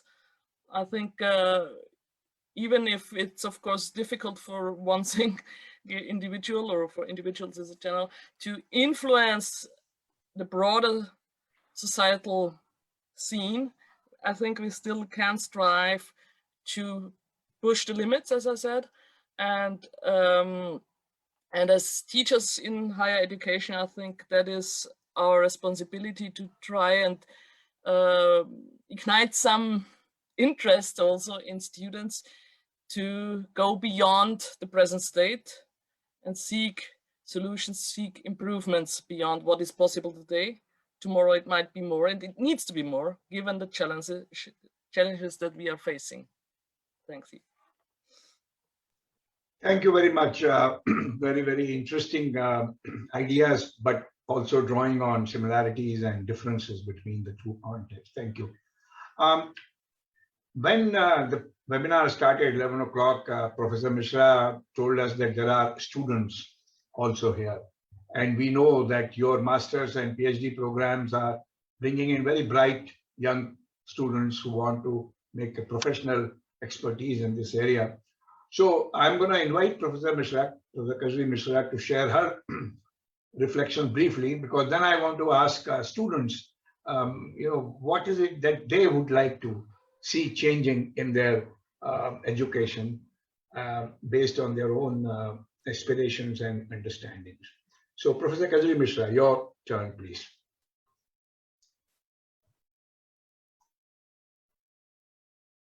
Thank you, Dr. Tandon. Actually, with the two previous speakers having brought in so many of the key aspects of the issue of planning education, I'd actually like to take on from there and go back to two things that were said by each of the speakers and build on that.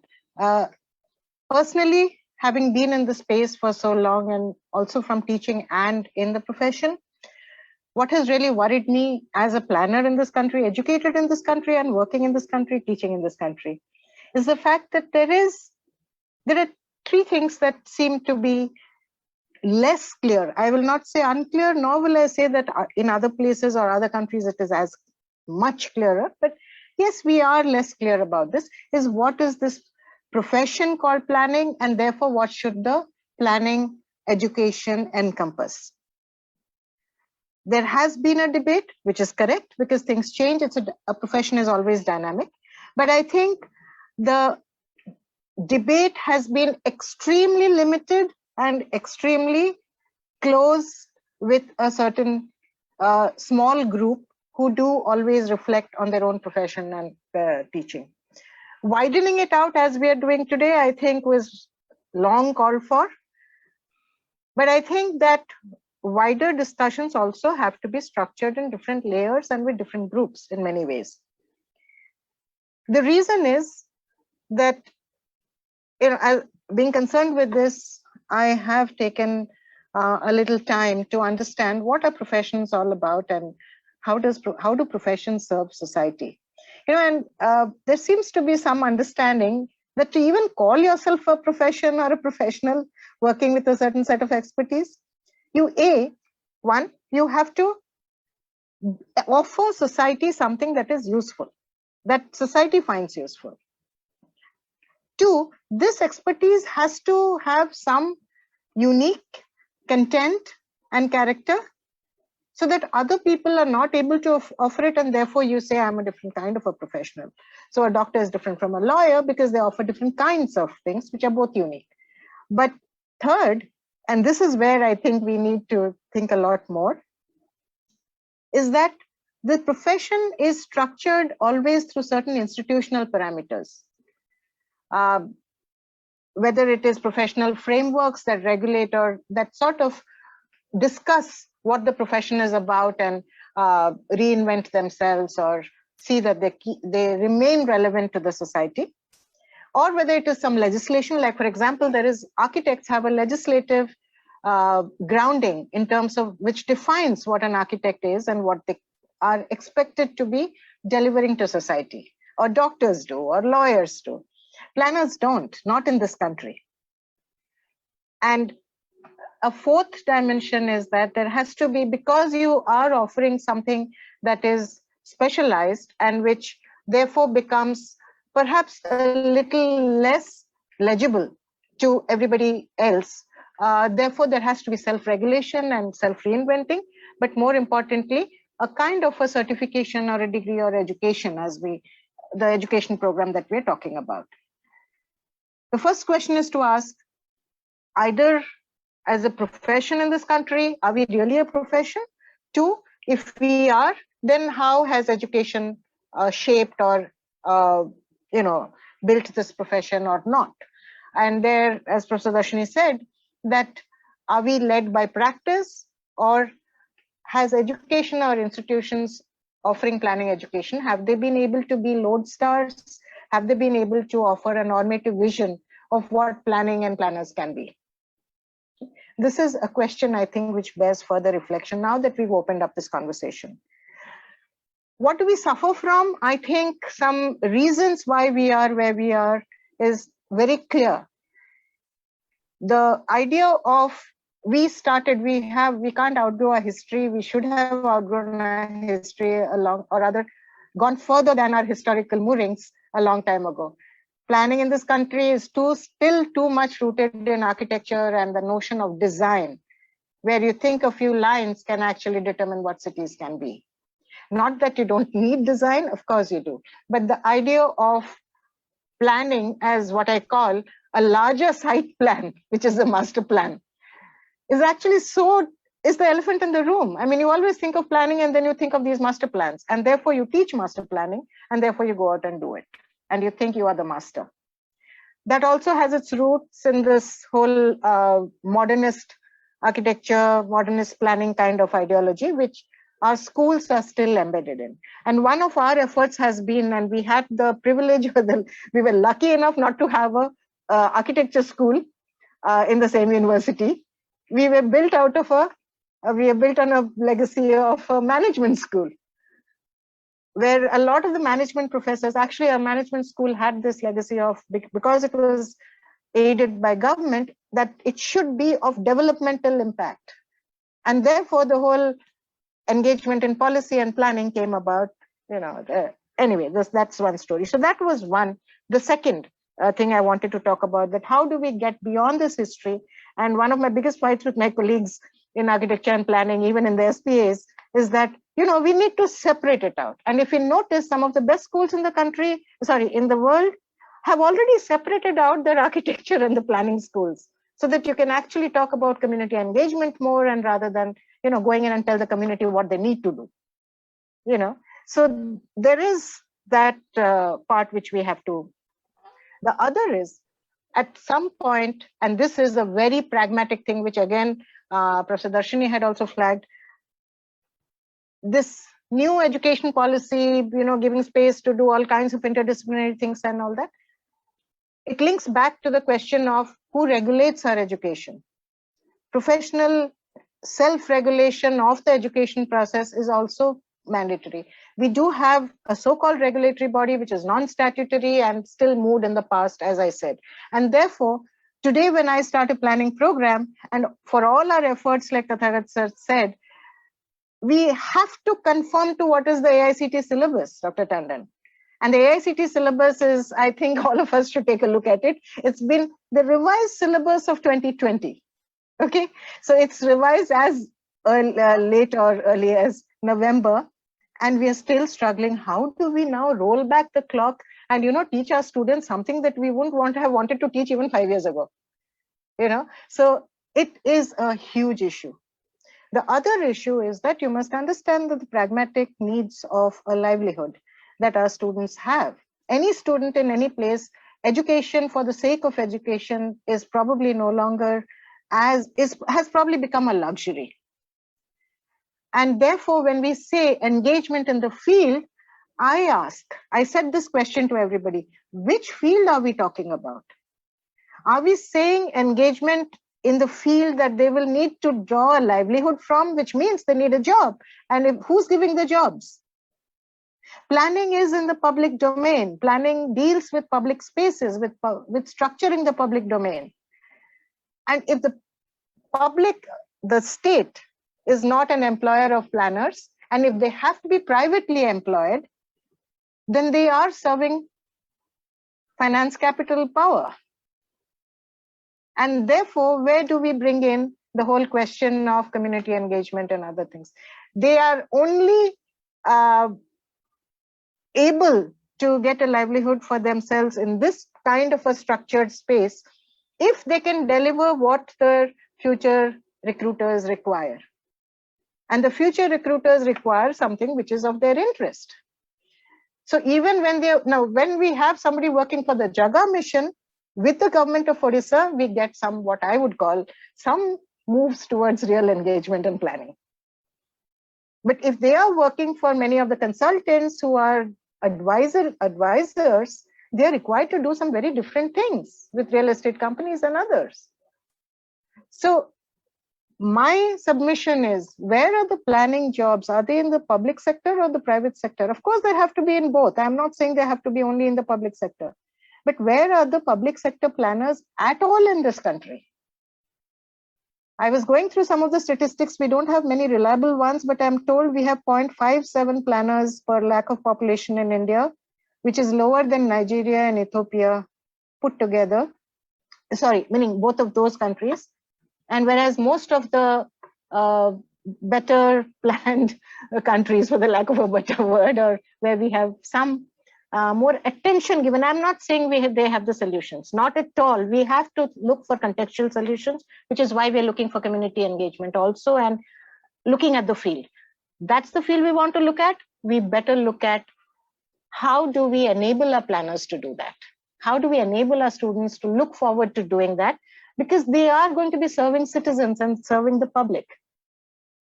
And we have 5,000 cities in this country, urban areas in the country. We don't have 5,000 planning jobs in the country. It's as simple as that. Okay, so I think I've put out a lot of these thank you very much. Yeah, so thank you, Professor Misra. These are the real questions. I mean, obviously, we have to confront them head on. There are no easy answers, but these are real questions on the table, as all three of you have pointed out. Let me take 5-7 minutes to invite 2-3 students. Would you like to say, very briefly, you can raise your hand, or you can, put it in the chat or do something. And what would you like to learn? What would make you learn better? You're listening to all these conversations. Young people are very aware about the climate issues in our families, in our neighborhoods. So how can we support your educational interests, or niche that you may have, what advice you will have. Any of you? I can see a lot of young people sitting around.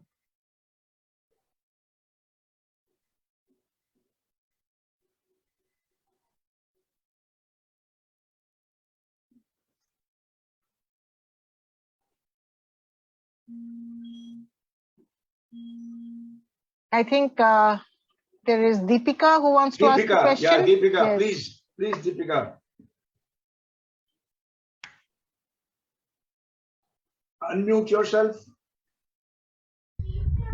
Good afternoon, sir. Yeah, go ahead. Good afternoon, panel. Yeah.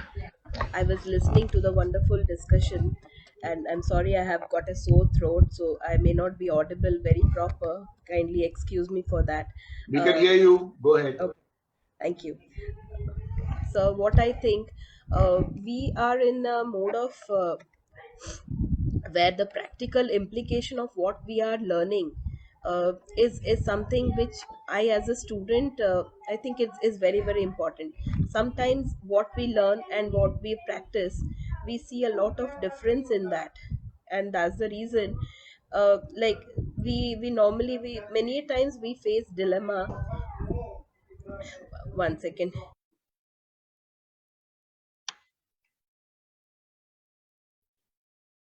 I'm sorry. Yeah. So that's what I just think. So I was like many a times, like in business school, when we just have read about business ethics, and when it comes to actually practicing it, I was also listening to Kajri ma'am. Like the real practicing sometimes becomes a challenge, and that is why the planning, whatever we plan, we are many a times not able to execute it properly. So I think that's what other students also would be like to learn, I guess. Thank you very much, Deepika. Anybody else?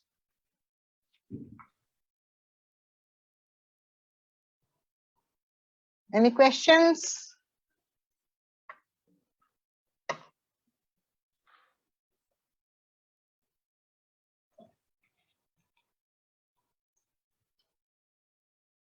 Anybody else who's not a student can also speak. We are, of course, all lifelong learners, but anybody else who want to make an observation, a comment, not just a question. You have all been very patient since 11 o'clock.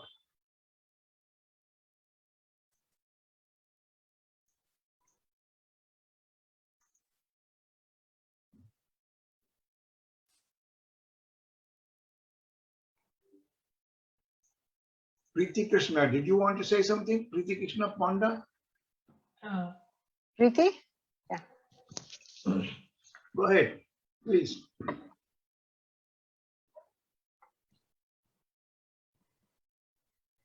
Unmute yourself and speak. Where are you?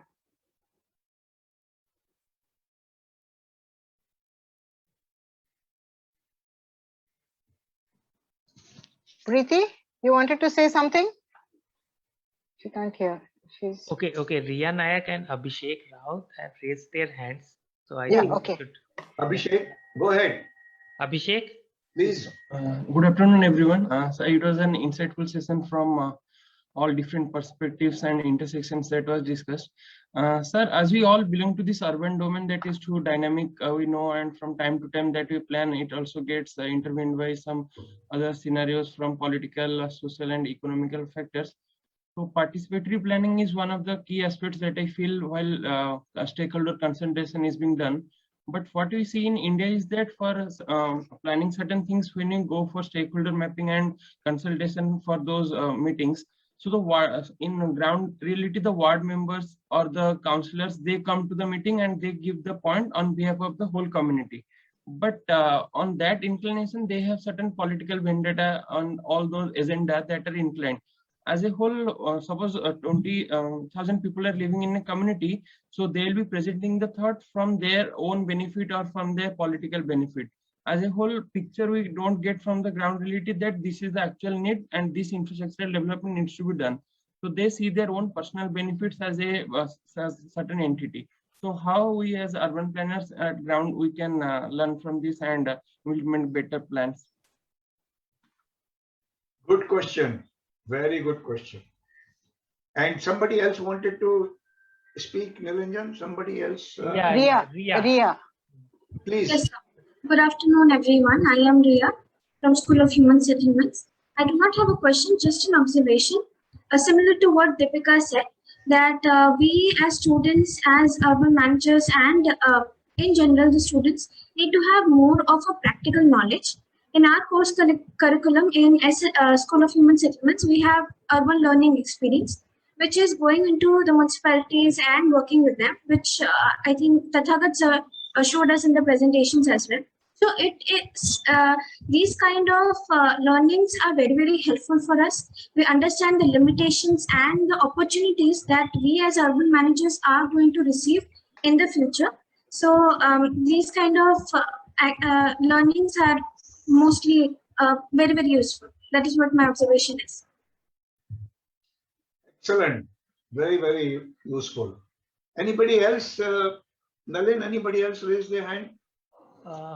No, sir. One more quick one. Anybody? I thought Marceline, Nikita. Marceline. Okay. Yes.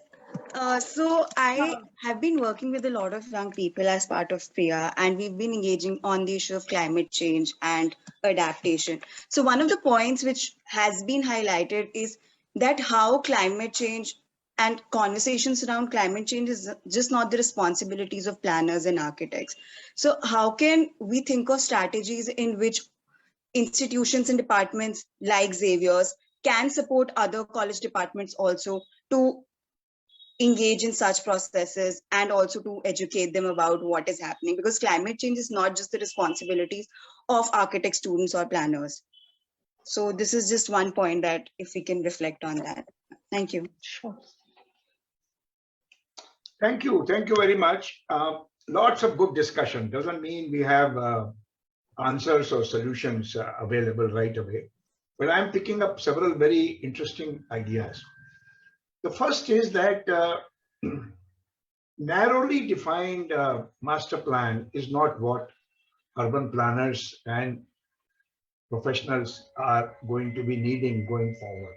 And I think many schools like yours are trying to expand that curriculum. Of course, the colonial town and country planning models continue to sit on our head, and perhaps that is something that needs to be addressed. There are 2-3 developments that I think professionals like you all, including students, because students need to talk about their professional interests, not just their career or job interests, professional interests. And as students who are understanding urban context and planning in urban context in the face of the climate challenges, you can galvanize the body of students to talk about what you need to learn and how you need to learn that. It is unfortunate that in the last 20-25 years, our student body has not been able to talk about areas of interest. I remember in the School of Management when I was there in Calcutta, we talked about irrelevance of the marketing model that was being taught. So the professor who was teaching it, who had recently completed PhD from US, was telling us Salesforce management based on Coca-Cola in America. And we as students said, well, we are living in Calcutta, let's go. And so the director and other senior academics were responsive enough to say, okay, we'll hire the marketing manager of Metal Box based in Calcutta. The marketing manager said, look, I'm doing a full-time job. I work half day on Saturday. I can only come Saturday afternoon, and alternate fortnight you come to my office. And he would take us directly in the field of how the sales force is being organized. So I think students need to play their role. You must take charge of your professional learning and education. And I think you can particularly combine it in the context of the climate issues, because as young people, you are going to live there. People of my age are going to go away. And if these projections are going to happen, then we are talking about 20-year time frame. We are talking about your mid-career. We're not even talking about your retirement. We're talking about mid-career when you will be 40-something old, and then so you need to play a role. The second thing is that I think a larger understanding of planning is very important. This is the point that Professor Mishra also made, that you're not just technicians. You're not a slide rule. You're not a laptop. You have a vision, and that vision has to be, of course, within the larger national global framework, but also contextually important vision. And you are trying to articulate that vision through your expertise in consultation and engaging with other stakeholders. I think in this country, we have not played of late the public intellectual role increasingly that our urban experts need to play. People like Partho continue to play that role, and that is very important. But all of you who are, equipped with expertise and knowledge and practical insights need to play that. What this public intellectual role will mean, that take your program that you are doing in Odisha, and if you invited in batches along with somebody in the government, elected representatives, and gave them a little, audio visual orientation of what options exist. If democracy has to succeed, elected representatives have to be more responsive and accountable. Otherwise, you might as well dump democracy, which may be even more frightening prospect. No. So, unlike in the field of panchayats, so much capacity building, training, investment has gone in, it has not happened with urban councillors. And the advantage with urban councillors is that they have stakes in the city. Many of them are businessmen, contractors, professionals, but we haven't taken time. And I think academic institutions can have a real draw. You can call them over a round table. Don't call it training. They are beyond training. Nobody can be trained in politics. Fair enough. But what are the challenges of urbanization? How can you understand? And the last point I want to make is, I think that the best way to teach this is perhaps as you are doing in some of these more contemporary courses, where you are not focusing on architecture, you're focusing on urbanization, urban informality, urban governance, urban management. Without understanding urban, what planning can be? And that, as some of your students have also said, urban is so dynamic. So small towns, emerging towns, urban habitations that are coming around, outside big cities. Because I think going forward, if you take a 20 to 30-year view, small towns are where more, Partho also made the same point, small towns, medium-sized towns are where more interesting efforts at meaningful, resilient planning and urban development will happen. And this is where I think case studies that you are producing, local knowledge, local experiences, local case studies are going to be very important teaching material. So this because the teaching material for the next generation has to be produced here. So I find a lot of very exciting possibilities, but all of us who are in this webinar and our well-wishers have a role to play if we have to transform this profession and make it relevant for not just the students, but also for the country and the population and society at large. So thank you very much for getting me excited a little bit. And I have made a lot of notes. So I carry forward that, and we hope we will come back and brief you of consultations that have happened in other places so that all of you can also take this forward in your own areas of work and education. So thank you very much. And Professor Nalin and Professor Tathagat, I think you are listed here to give vote of thanks. Yeah. Hand it over to you. Yeah, thank you, sir. Now I would like to invite Professor Tathagat Chatterjee to conclude this session with a vote of thanks. Over to Professor Tathagat. Sir. Thank you, Professor Nalin. And thank you, Dr. Tandon. It has been indeed a very fruitful and enriching webinar discussing the intersectionalities between people, planning, and technology. We learned so much from very eminent panel which gathered here. So I take this opportunity to thank BReUCom and EU for initiating this very important study. It is really extremely important and contextual. I like to thank Dr. Rajesh Tandon and the BReUCom team for facilitating this discussion. Thank you, Dr. Tandon. I thank Dr. Basha Paricha and the Cure for being knowledge partners in this very important endeavor. And of course, it's always a great learning experience from very experienced professors like Dr. Partha Mukhopadhyay and Dr. Darshini Mahadevia. I mean, anytime you listen to them, I mean, it is like, going back to the classroom. It's always a pleasure. Thank you so much, Dr. Mukhopadhyay and Dr. Mahadevia. And of course, it was very nice to hear views from Europe. Dr. Tania Barger for enlightening us with your deep insights and thoughts.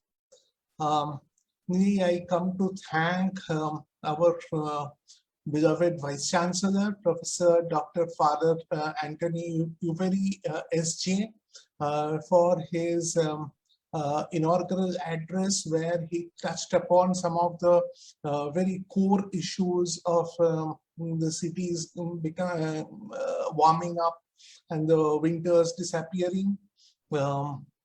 I also thank our registrar, Father Augustine, for all the administrative support. And finally, I thank Professor Kajri Mishra, Dean, School of Human Settlements, for chairing and anchoring all the sessions, and also such lively discussions about the capacity building needs in the urban sector. And of course, Professor Najin Ranjan for very effectively moderating the entire webinar. So thank you all. It is really a very, very wonderful opportunity. I think we should have more of such discussions so that, I mean, we can really translate these ideas into policies and actions. And of course, I mean, I would like to thank all the audiences and our students for participating and bringing up some very important issues in the table. Okay, thank you all. I think, I mean, we are already 1:30 plus. It's lunchtime, so not hold you anymore. So have a nice day. Thank you. Bye-bye. Thank you all. Thank you. Thank you. Thank you. Hope we meet again, all of us. Thank you.